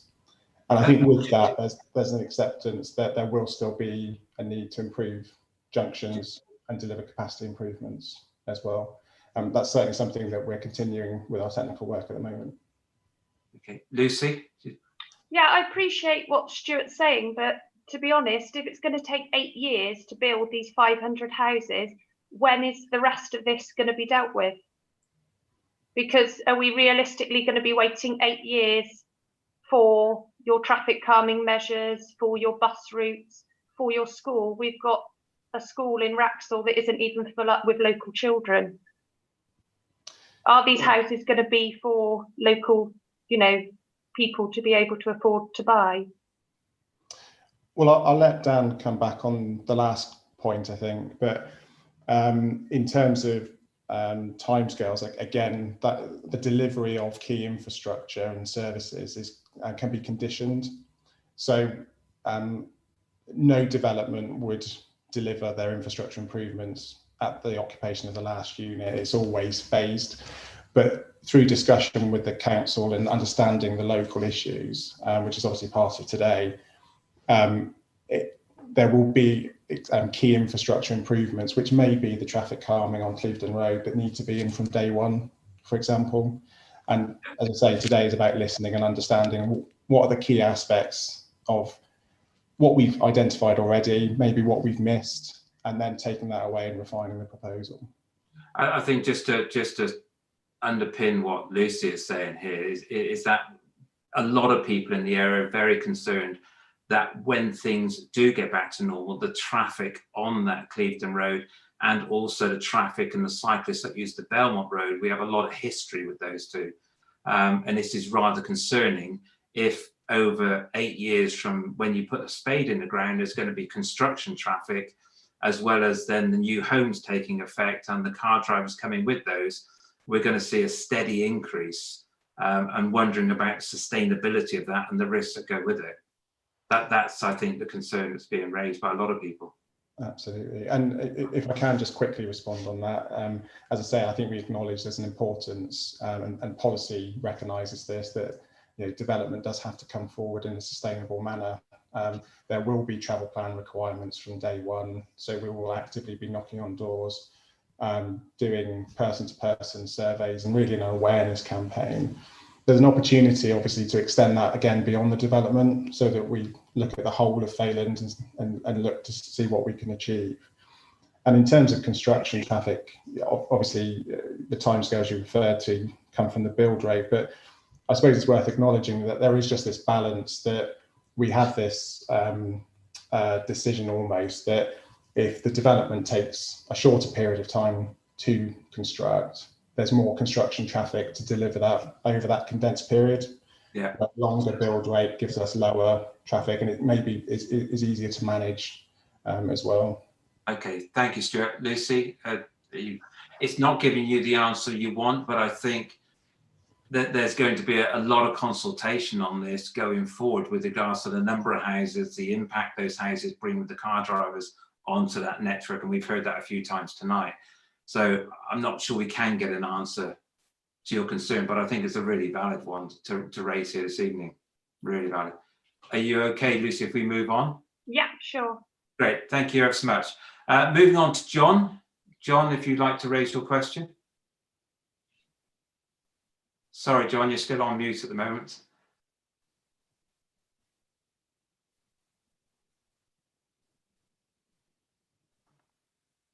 Sorry, I thought I'd unmuted myself a bit early. My question is to Dan, and a lot of it has been covered previously, but you're committed to creating a sustainable community. However, your proposals will not achieve a low carbon transport solution.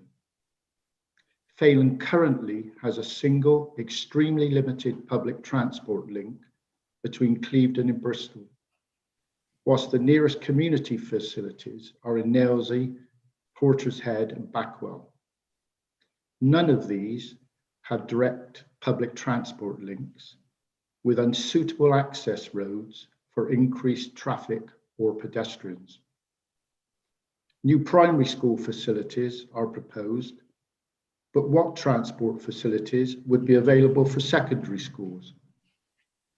For instance, there are no carbon-free transport provisions such as cycle routes or walkways. Thank you. Thank you, John. Dan, if you'd like to respond to that. John, because that's a transport technical question, are you happy for me to defer to Stuart to provide a response? Yes. Right, thank you. As you say, John, I think we've covered some of the comments relating to buses, etc. But please do say at the end if you want me to go over or expand on those as well. I think the one thing that you raised about cycle connectivity that we've not perhaps touched on is an interesting one. It's certainly something that we've recognised needs to come forward, and actually we've looked at this in a couple of different ways, really. The first is acknowledging that the Ashton Hill plantation has a cycling element to it, a leisure one admittedly, but we feel that it's important to start by creating a cycle mentality within the community.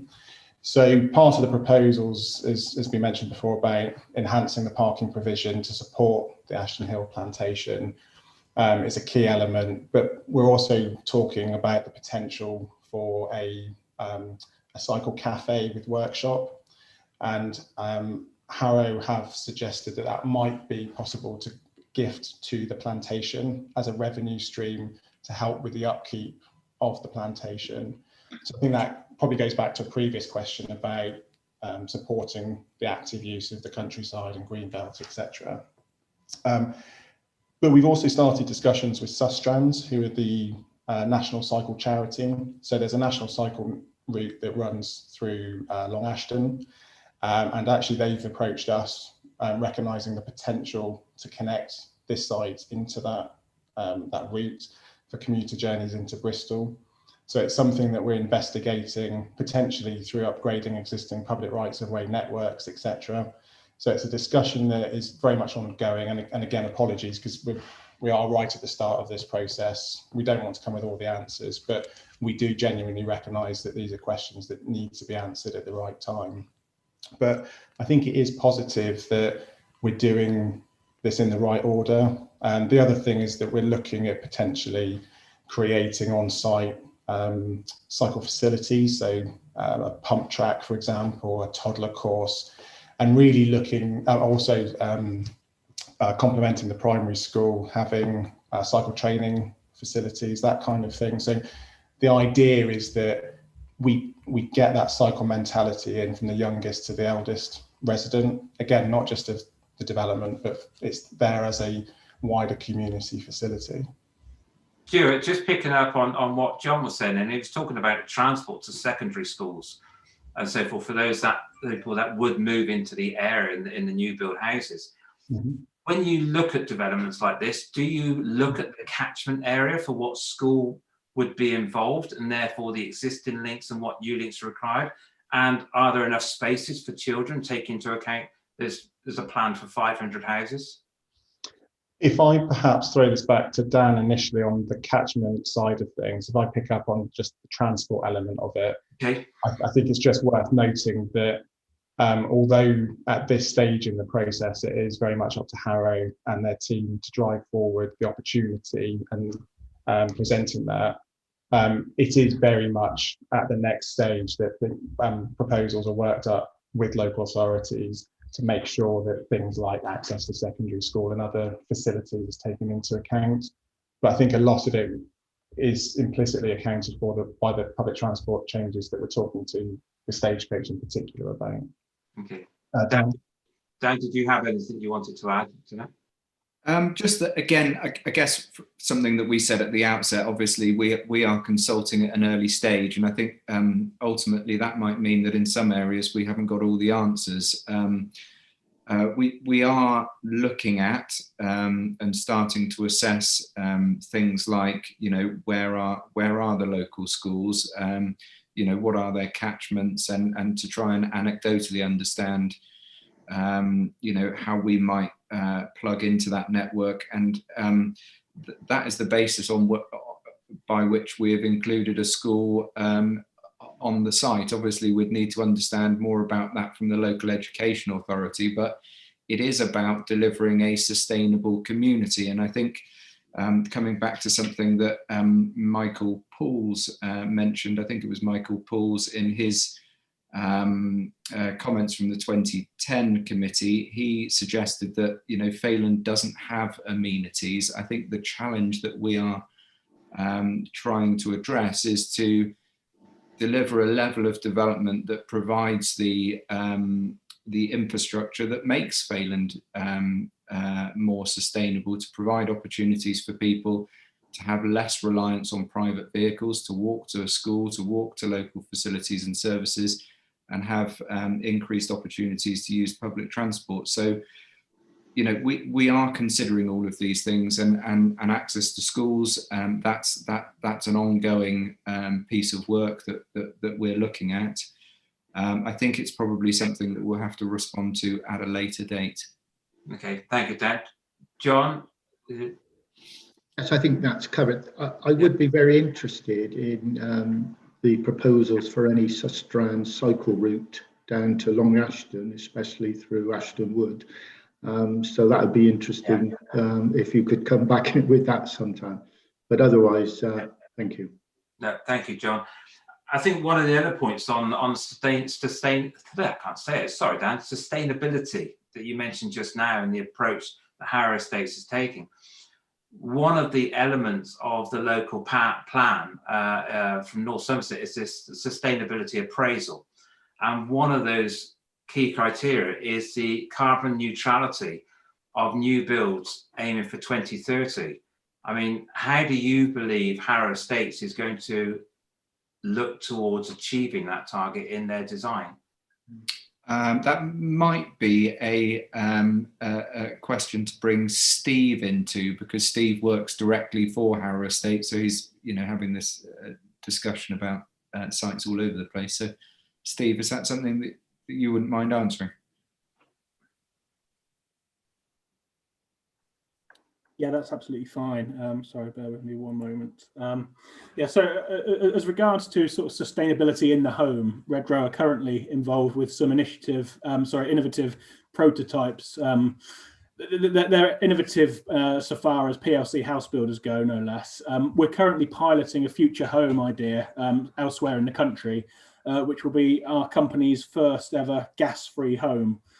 It's a test home, and in place of the gas boiler, we're looking at installing a combination of solar photovoltaic panels, full home automation, a 6.5 kilowatt per hour battery, infrared panel heating, and a smart hot water cylinder.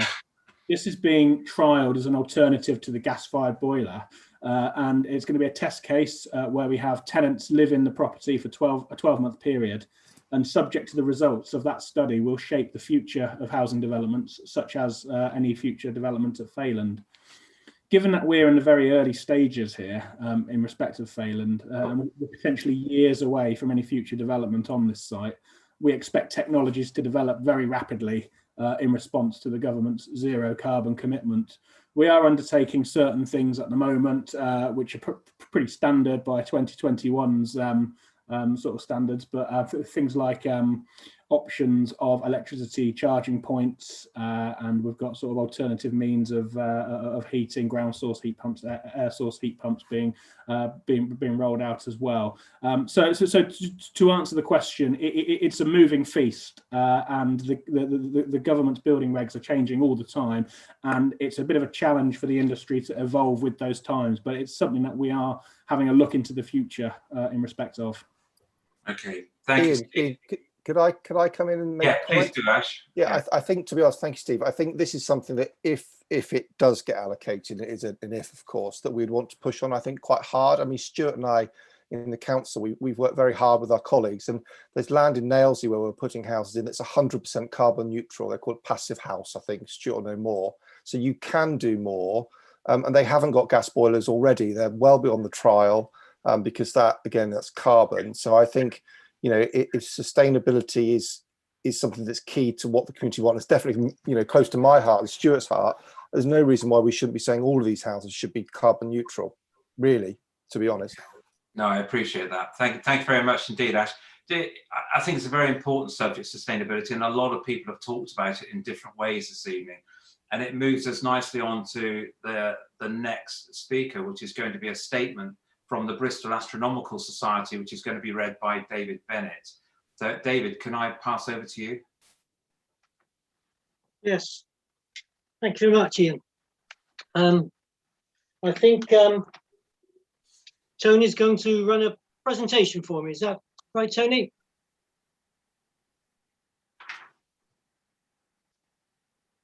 He's looking intently, so I think the answer is yes.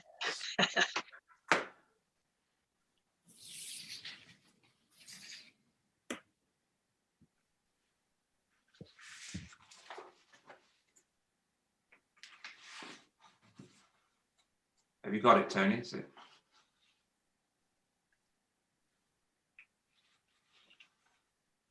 Tony's on mute as well.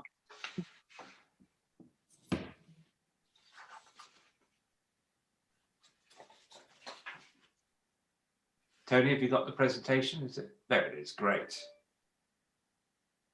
Fantastic.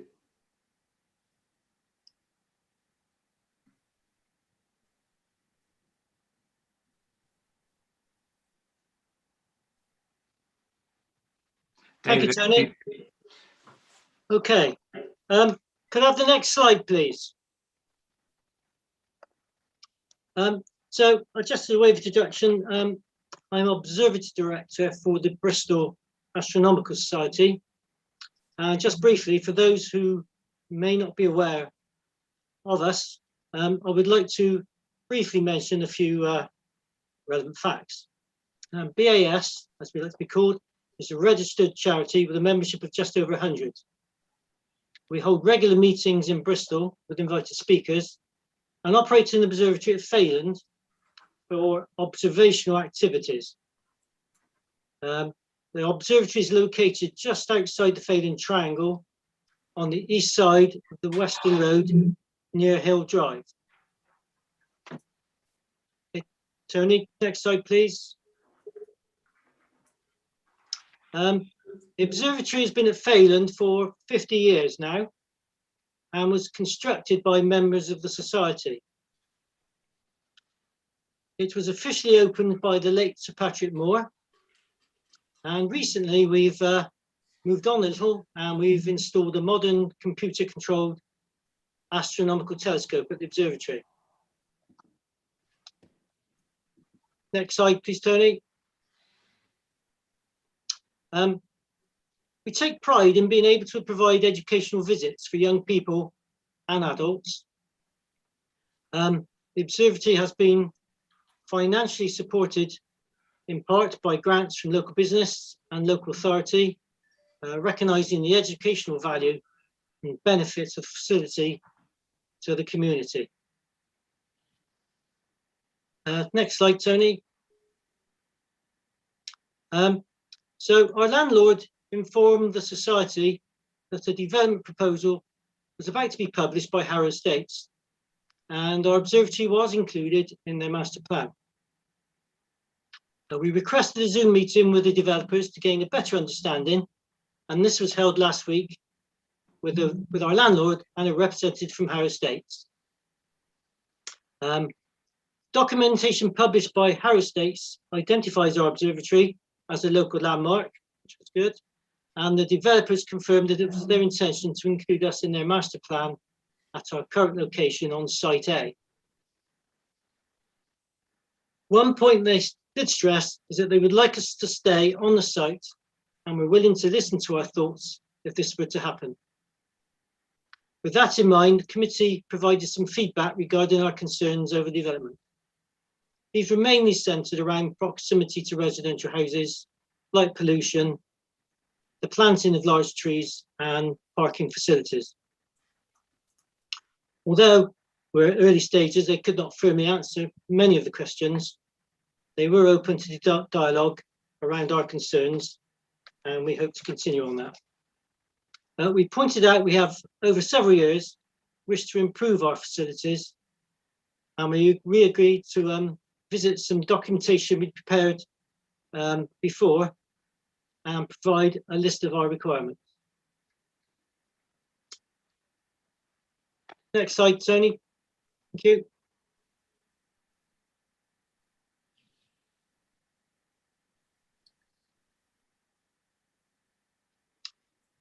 Oop, what's going on? One too many.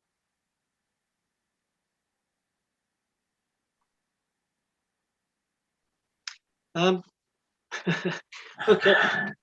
While you get there, I'll just all right. Good, thank you. Other factors. Well, housing development in our vicinity is not the only factor that reduces the quality of the night sky, which is really so important to us. And that affects the viability of the site for astronomical studies. We are seeing sports-related developments along the Clevedon Road and deeply concerned about the increase in external lighting at these sites. Bristol Airport is visible on the southern horizon, and light pollution maps, which I'll show in a moment, show it to be a very bright source, equivalent to about the centre area of Bath. Light pollution reduces the quality of experience for a local school, scouts, and other visitors coming under STEM education visits. Another factor is our current site is too small to accommodate all our needs. These include a hard stand-in for portable telescopes. We would like a warm room, toilet, kitchen, and some equipment storage. Proposed changes to the green belt adds uncertainty and may well mean that we'll accelerate our endeavours to relocate to a more suitable site, whether that be near Failand or elsewhere. We don't know yet. I'm just showing this just to give you an idea, because light pollution is our main critical point. Council Protection of Rural England map. And the little red star there is where we are, located at Failand. I hope you can just make this map out. Nailsy to the left, Bristol over to the right. Now what we're going to do is just drop on the light pollution level. The next one. And as you can see, Bristol and Avonmouth stand out pretty well as dark areas, understandably. And then to the south, we've got Bristol Airport, which you can see is quite bright, significantly brighter than towns like Nailsea or Clevedon. And we are in this intermediate area between a good dark sky, which you would get if you were down south in the Tube Valley, or very bright sky if you were in the centre of Bristol. So light pollution is a key factor to us. And the last slide. So I just like to thank on behalf of the Society, both councils really, for this opportunity to present our statement. Thank you very much. David, thank you very much indeed, David. I think if nothing else, I know there's a lot of people watching this. It brings home what we have got in our neighbourhood that maybe a lot of people don't even know about. So I think one is raising awareness, and I think that's a great thing. With regards to the dark skies and light pollution, I think we've all recognised around the Failand and Wraxall area that at certain environmental conditions or atmospheric conditions, we will get light pollution from Bristol. It does come over, you can see it. And the airport, as you've already mentioned, is quite bad. Have you done any research or studies of a development this size on what it would have and what it would mean to the Astronomical Society? Is that a question to me? No, not yet, Dan. I'm still on David at the moment, just to see if we can explore his statement a little bit further. Sorry, David, you're on mute, I think.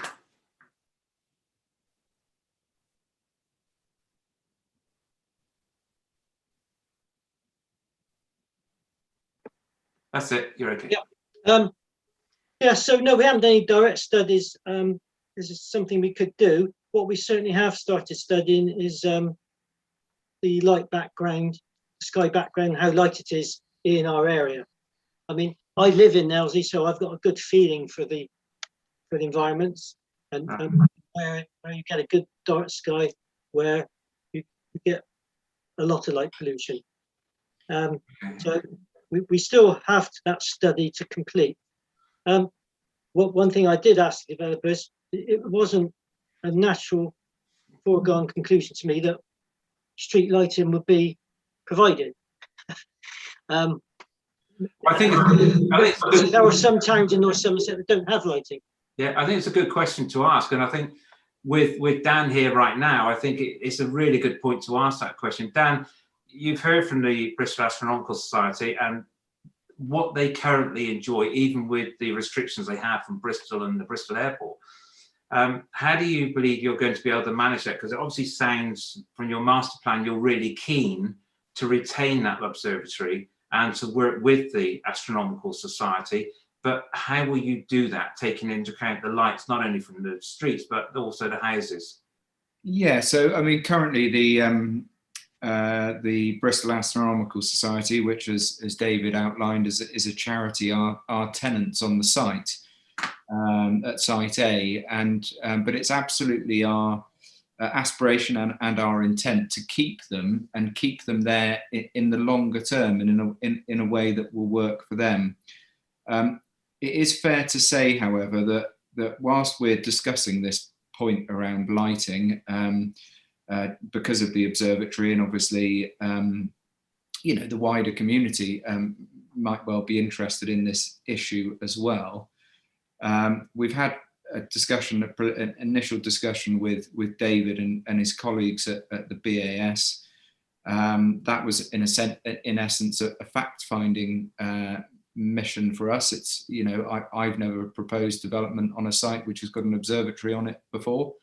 It's a unique issue to this site, and this is a sort of pretty specialised area which doesn't usually feature at this stage of the plan making process.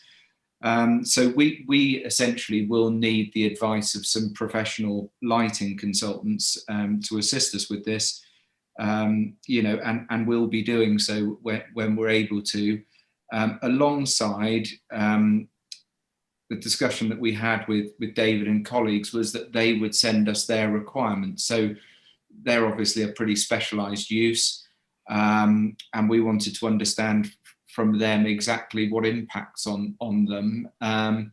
One interesting discussion, and we did have this when David and I were talking with his colleagues last week, was that they effectively, there are some observatories that are right out in the sort of, out in very dark places, but they tend to be further away from cities and urban areas, and consequently they're not necessarily typically as well attended. So there is a balance to be struck, and that's why the site at Failand has suited them quite well.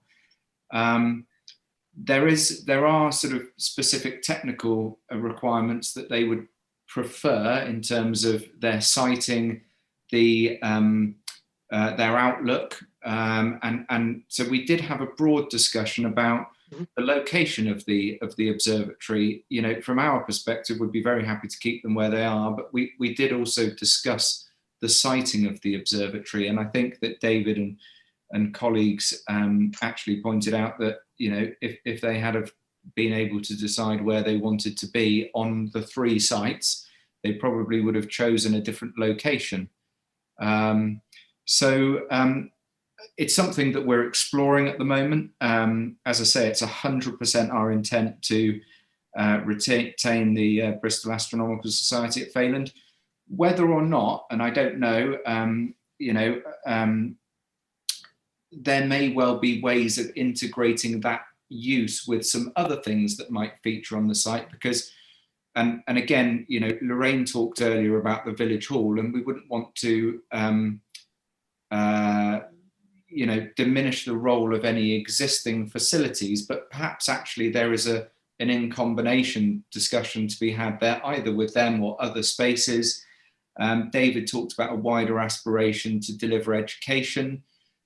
That's something that could work well with another space, whether that be the village hall or a different community space that then was perhaps for providing educational talks to local children about wildlife and ecological issues alongside a local wildlife trust, for example. So I think we're very much at the exploratory stage.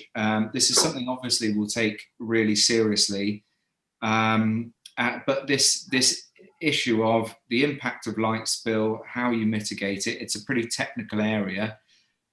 We do know that there are things that can be done. So there are opportunities to address this through some technical solutions.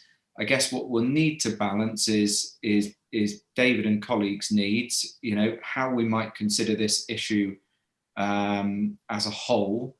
And then, it will also be about talking to North Somerset Council, because they may well have their own standards that they would expect us to work to. So there needs to be a dialogue there. But yeah, we sure. do know there are some things that can be done through different colours that can be used in lights.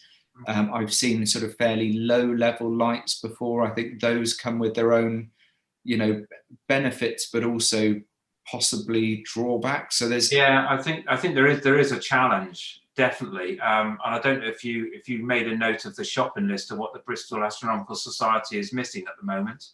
But I think if you're looking for some supporters, you might want to make a list of those items that they're looking for to enhance their capabilities. Yeah, we've got. So I've got a detailed. Email today from one of Richard's colleagues. So we'll start to look at that, and obviously it's there. They have an aspiration to flourish, and we'd hope to be able to support that, at least in part. Yeah, great. Thank you ever so much, Dan. David? Can I say one point? Yeah. I mean, our primary objective is to get or to move to a site where we've got good visibility. Shopping list things, well, yeah, that's fine. That's an aspiration, but we certainly wouldn't, how can I say, make decisions based on shopping lists. No, of course not. There are wider implications here. I think there are. I think as we all live in this most of us here live in this parish, and we do enjoy those dark nights, being out in this side of Bristol, and it's trying to retain that while still advancing with the requirements of North Somerset. Yeah. So thank you, David. I appreciate that, and that was a really good subject. Thank you. Just moving on, Lorraine, I believe you're next. You have a question? I am. Thank you, Ian. And I'd just like to reach out to David and say, please have a chat with me to see what we can do to help you meanwhile. Good offer. Thank you. My question is for Dan. And again, as time has gone on, some of these things have been answered, but I'd still like to position it. And Dan, if you need to pass it over to either of your colleagues, that's absolutely fine. Can you help us understand how you can highlight benefits like primary schools, highway improvements and links, improved public transport, and local post office, to name but a few? When we've just lost our post office and we're told the post office do not plan to have post offices in rural areas, and you also talk about primary schools but no doctor's surgery. Would you help us understand your logic, as I think many of these things are out of your control? Probably, I think this is one, if you don't mind, I'll hand over to Steve Neal from Harrow to answer for you, Lorraine, if you're happy for me to do so. Absolutely. Steve, go ahead. Yes, thank you. Thank you for your question, Lorraine. What we've done is we've set out a range of possibilities of things that we feel that we can reasonably and viably provide on this site.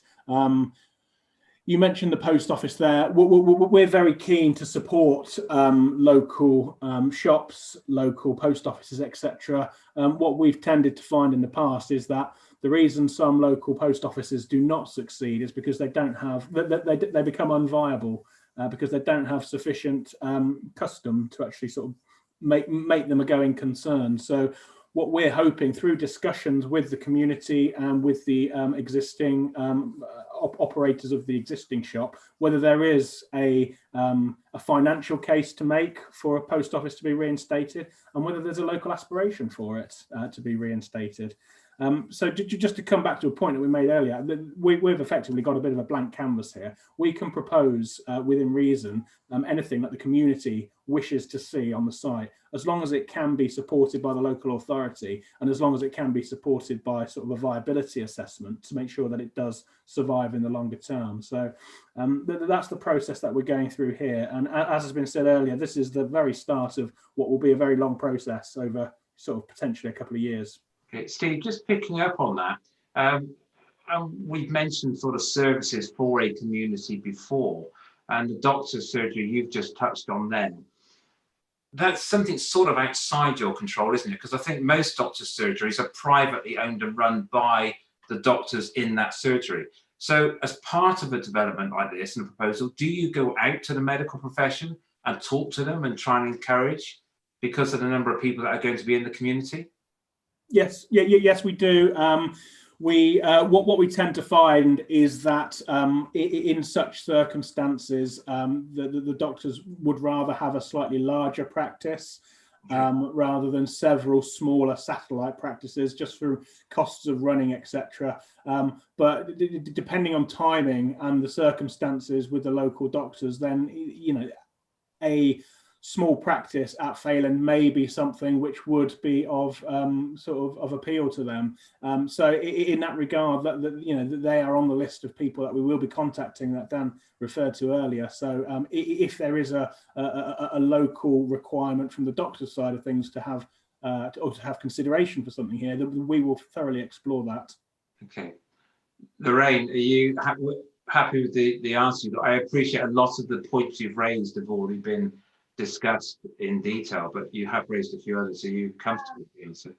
I think the point that we really wanted to raise here, Ian, is that, and Dan has been, in fact, Steve have been quite clear that this is a vision for Harrow Estates. And I think maybe a lot of the people that have spoken to me have been slightly misled. maybe in their own minds rather more than anything else, that this was something that was definitely going to happen. So along with the potential of the houses was going to be the potential of a primary school, a post office, etc., etc. And the reality is, it is out of the control of Harrow Estates, because they have got to negotiate all of these things with lots of different parties. And, you know, if we're talking about an 8 to 9 year lag, lots of these things are not going to be feasible. I mean, a primary school, they'll start with a bottom up. So, you know, you will start, I've seen it happen, you know, they're not going to be able to build it until they've got enough children to go in even at year one. Yeah. The post office, they are actively moving out of rural areas. Now, with everything that Harrow Estates have said, they still want this to be rural as much as possible. So I cannot see, with the discussions that I've currently had with the owners at Honey and Ginger, that actually a post office is ever going to be viable within a rural area. I think it's really good points you're making, because we keep talking about the sustainability of this proposal and what it means to the community. And there are so many things, as you're saying and others have said, that are outside of the control of the developer. And so it's really important to try and get a gauge of what effort you're going to put in to try and make that happen. And I think the doctor's surgery is one, and the shopping and you know, the environmental controls are other things. So there's a lot to discuss. Thank you, Lorraine, for that very much. Just building on that point. Yeah, go ahead, Dan. We've just got a few questions to go through, and we're just a bit tight on time. So if you could, yeah. Very quickly, I just want to say that what Lorraine's comment, where she pointed out that, and to a certain extent rightly, that some of these things are not entirely within our control, but that doesn't mean that we won't be committed to see them being delivered. And there are, I think, quite a number of the uses that we would be looking at. We can, with more certainty, depending on the quantum of the overall development, give more certainty to the need for them to be included, and therefore their viability. And I'm pretty sure, because obviously the sites have got somewhat of a complex planning history that I and others, people locally already understand it, have had to get our heads around the natures of the previous proposals.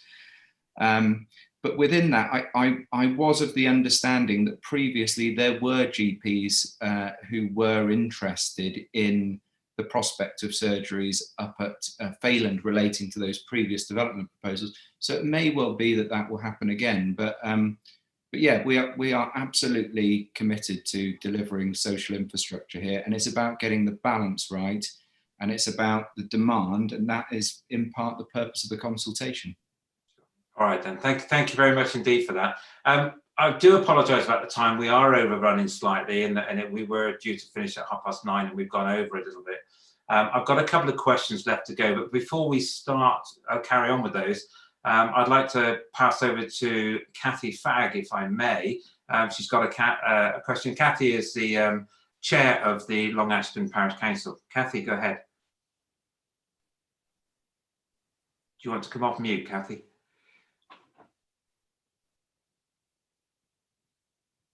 Kathy, you're still on mute.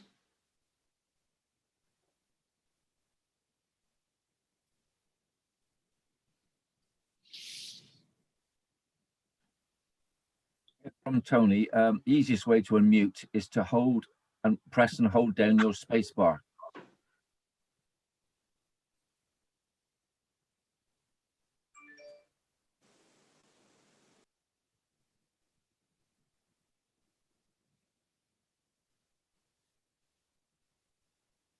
Can you unmute Kathy, Tony, at all? Unfortunately not.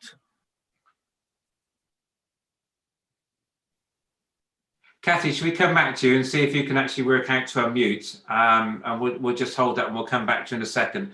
I'd like to move on to Julia. Julia, you have a question?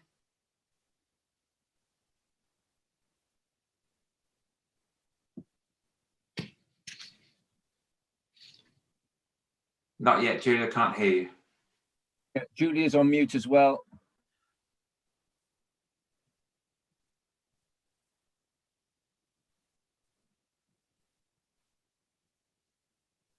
There we go. Can you hear me? Yes, we can, loud and clear. Sorry about that. My question is for Dan. I do apologise that some of my points have already been sort of minimally raised, but I'd like to ask them again if that's okay. The first one is, if the project went ahead, how long is it going to take in entirety? I've heard 8 years have been bandied about, but I just wondered if that was a definite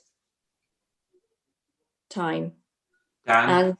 And then shall I just finish the other points? Please do. Yes, please. Yeah, the other thing is, which Lorraine sort of touched upon briefly, that there would be considerable noise, pollution and disruption and mess. And if this was going to span over an 8-year period, this would be considerable. And also the fact that the Bristol City Football Club works caused quite a lot of chaos on Clevedon Road, and I think they were there for about 9 months. So, and I appreciate Dan's previous comment about the wheel washing and things like that, but I think it needs a little bit more. So if Dan could elaborate on that, that would be great. Yeah, Steve, would you be happy for Steve to answer that? 'Cause I think yes, of course. More a sort of Harrow delivery question. I think probably he'd be better placed to answer. No problem. Thank you for the question, Julia. As a company, we do pride ourselves on our ability to coexist with local residents during construction phases. When I mentioned the 60 completions per year, that's an average across a site of about 500 units.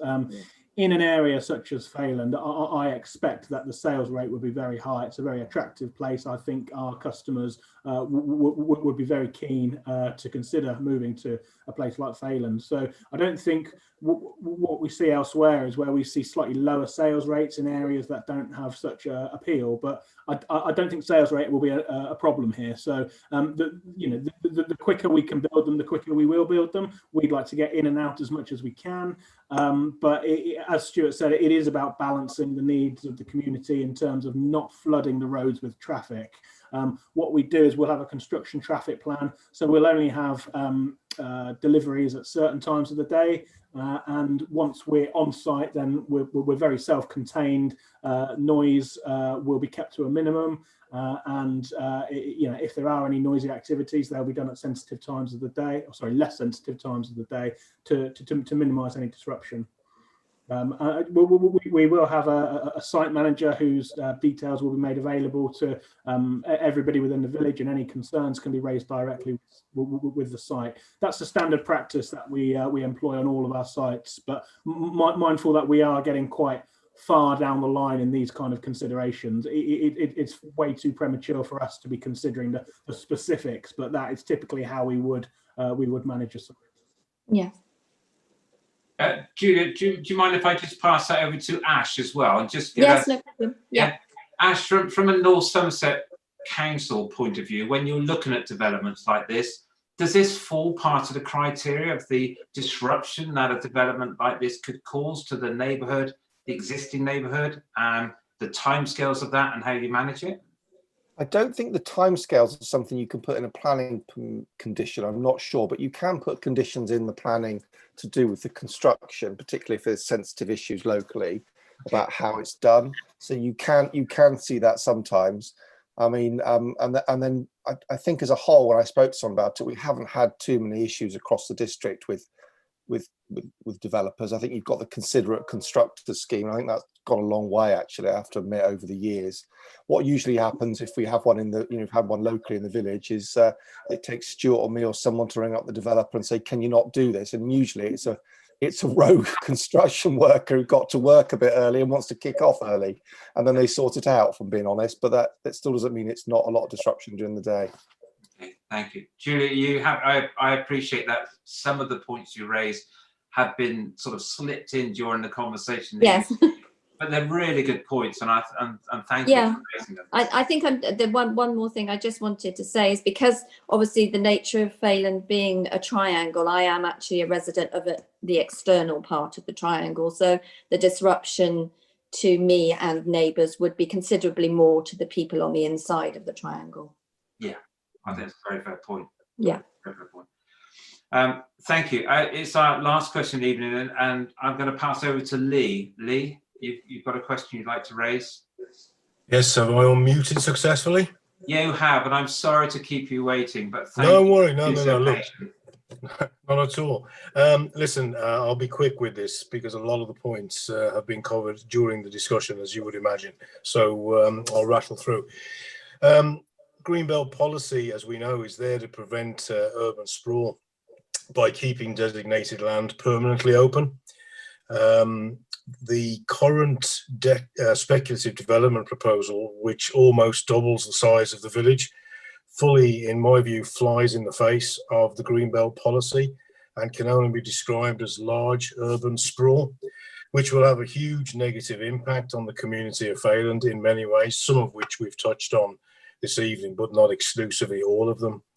Given this context, therefore, why would any local council or developer consider this proposal in any way of benefit to the existing community in the village when there are numerous brownfield sites in and around North Somerset, other towns in North Somerset that is, that already have scale infrastructure that could accommodate something of this scale?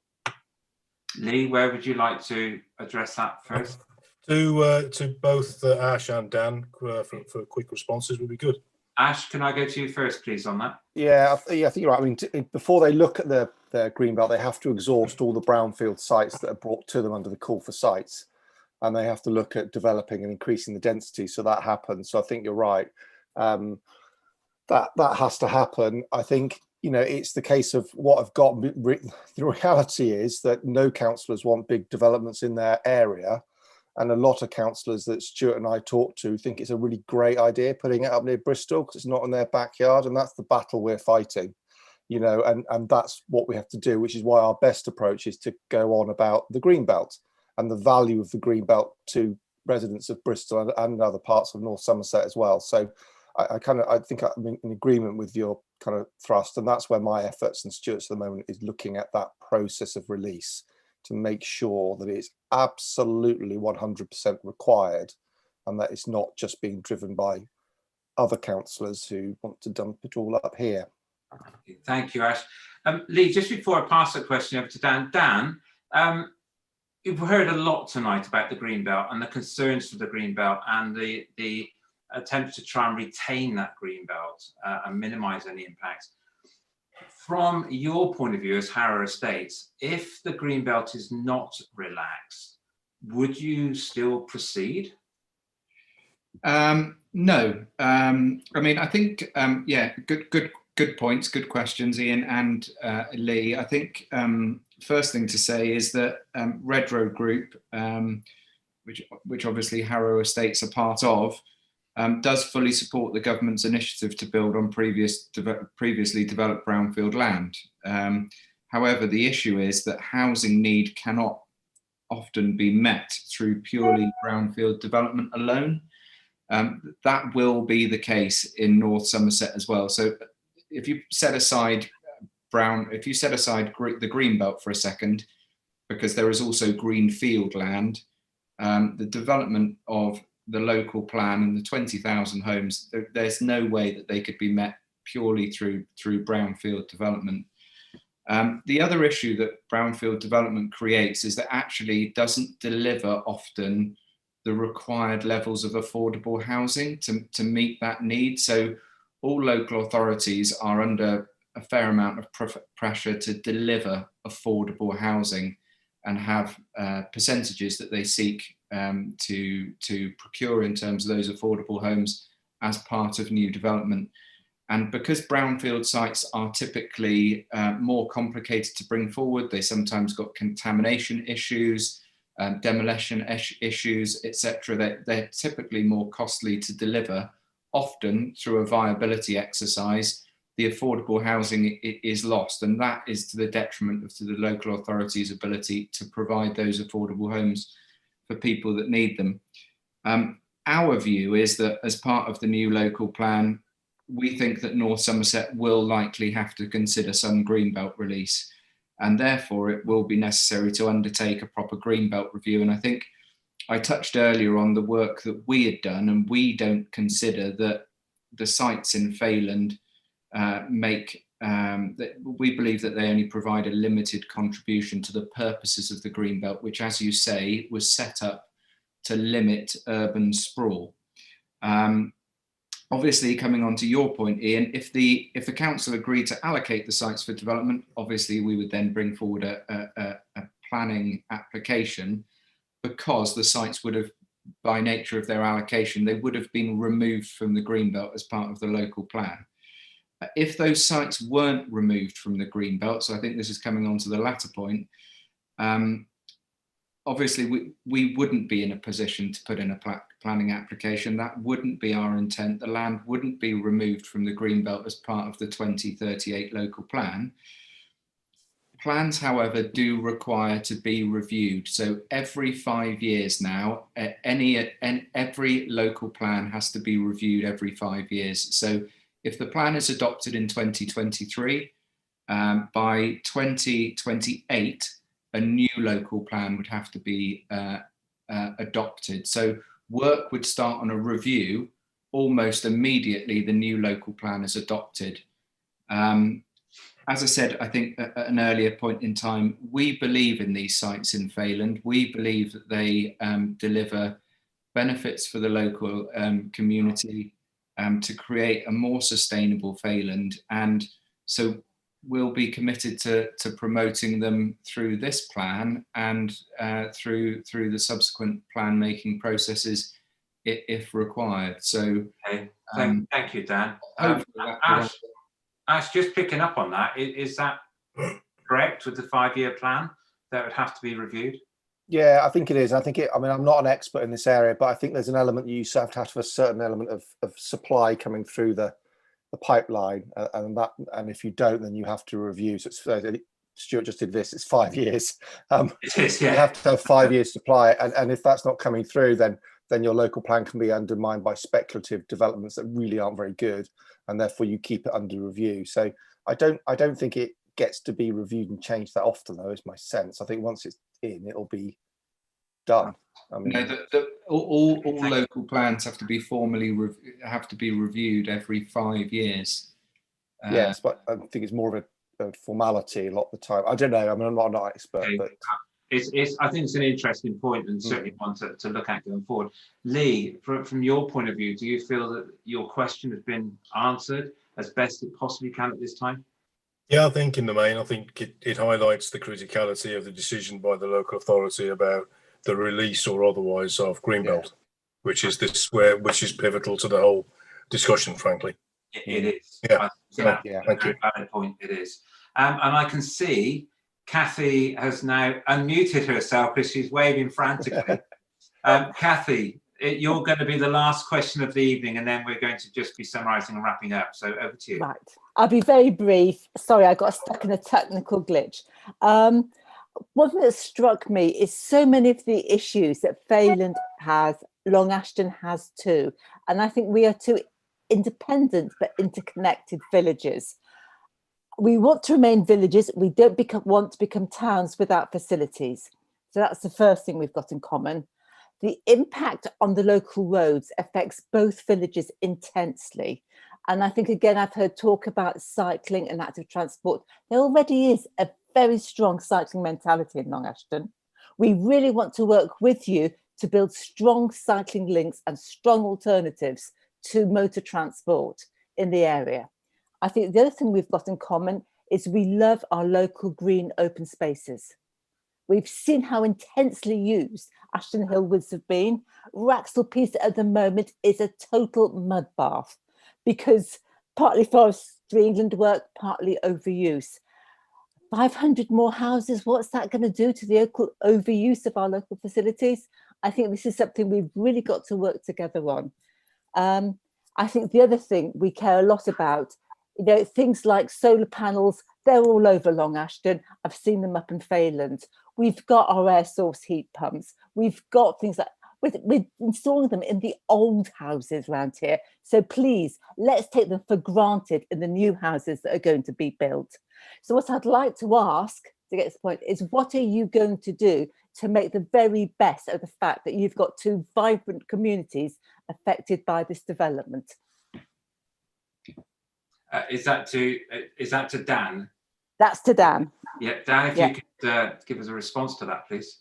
I think I'm very happy to answer that, Kathy, and also perhaps Steve might also want to just come in on that, because obviously as Harrow Estates, ultimately he will be here delivering this project if it were to be realised.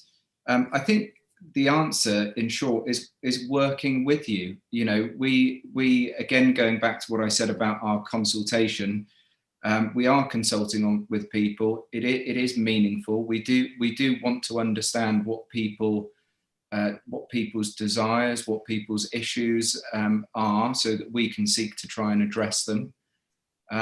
It's entirely on a without prejudice basis, because we understand, for example, that there are some speakers tonight who have asked questions who clearly may well feel that this development is something in principle that they wouldn't want to support, but it absolutely doesn't alter in any way, shape or form our interest in engaging with those people to understand their thoughts on all of these topics about the local infrastructure, the connectedness of the infrastructure and the services. We need to do a lot more work to understand all of those things, to respond to them. And this is a process of, again, I think I mentioned earlier, and I think Steve might have alluded to this as well. We think that this is the beginning of the process. And I think that I've been involved in this business for a long time. Often at the start of the process, it is, and I can understand why it's difficult for communities to trust a development partner looking to come in and develop a community. That's something that will come over a period of time, and it will be met by taking positive action. So listening to the thoughts, the needs, the concerns of people, and responding to it in a way that meets those needs. We won't be able to do everything everybody wants, but we will do our best to try. I understand that. Thank you, Dan. Kathy, I appreciate it's a long-term project and we're right at the embryonic stage of this, but I think it's fair points to get across. One of the points that was raised at the very start of the meeting was the need to engage. And I think this is part of it. And this is just a journey we're going to be on. And it's so much predicated on the reshaping of the Greenbelt. And then all the points you just made really come into play. So I do think this is going to continue for some time. I'm also very aware of the time. We have gone over by just over half an hour, and I am very sorry to everybody for that. And I'd just like to wrap up, if I may. I think we've heard an awful lot tonight. I think, first of all, what has been made very clear, and I hope everyone's appreciated that, is there is an information flow here. And as the parish councils and the district councillors and North Somerset representatives, we will do everything we can to understand what the plans of the developer is, and also to work with those in the parish to listen to their concerns and to work with them. It's very important we do that. I think we're very clear now, it is a prospective proposal. It's not a planning application. And I'm hoping that's really got across. It's very much at the concept stage. We do have a long way to go. And we've talked about the 500 houses. What hasn't been said tonight is that the split is very uneven. Whilst we've talked about Failand, on the schematics that are being shown, it appears a larger amount of houses are actually going to fall within the Long Ashton parish. Yeah. So I think there's some really good points that have been made here about the Greenbelt, about the urban sprawl, preventing that, and almost the merging of what is two large areas of housing almost into one. So I think there's a number of concerns that have come out of that. And of course, the Greenbelt. I think, the current shape it is now and the shape it may become going forward. And that's something we'll certainly be watching. So I'd like to thank all who've given their time to attend tonight's meeting. And I'd certainly like to stress it's our intention that this is the first of what could be many meetings on this subject as we follow with interest the direction North Somerset take in finalising its local plan. And as I said, as more information is made available, we will put that on our website. Again, we've got the contact details of Councillor Ashley Cartman and also of Stuart McQuillan, as well, representatives of North Somerset. So please feel free to contact them if you need to. I know also from Dan's point of view, they're running the consultation until the 22nd of February, and they're looking for comments back on that too. So just to summarise, I'd like to thank District Councillor Ashley Cartman for this evening, Dan Angel and his colleagues, and also Councillor Stuart McQuillan. A big thank you to all of you on the screen that have given your time tonight to join this meeting and ask the relevant questions, and I hope you've enjoyed that. And to Councillor Cathy Fagg as well, and her colleagues at Long Ashton Parish Council for supporting us in this effort. And most of all to Tony J, who's done a great job with the technology. It's all worked. It's happened. Well done, Tony. Really, really good job. So I hope you found the evening informative and it hopefully answered some of your questions. Just leaves me to say thank you very much indeed, everybody, and good night. Thank you. Thank you all. Good night. Take care. Good night. Thank you, Tony. Yeah.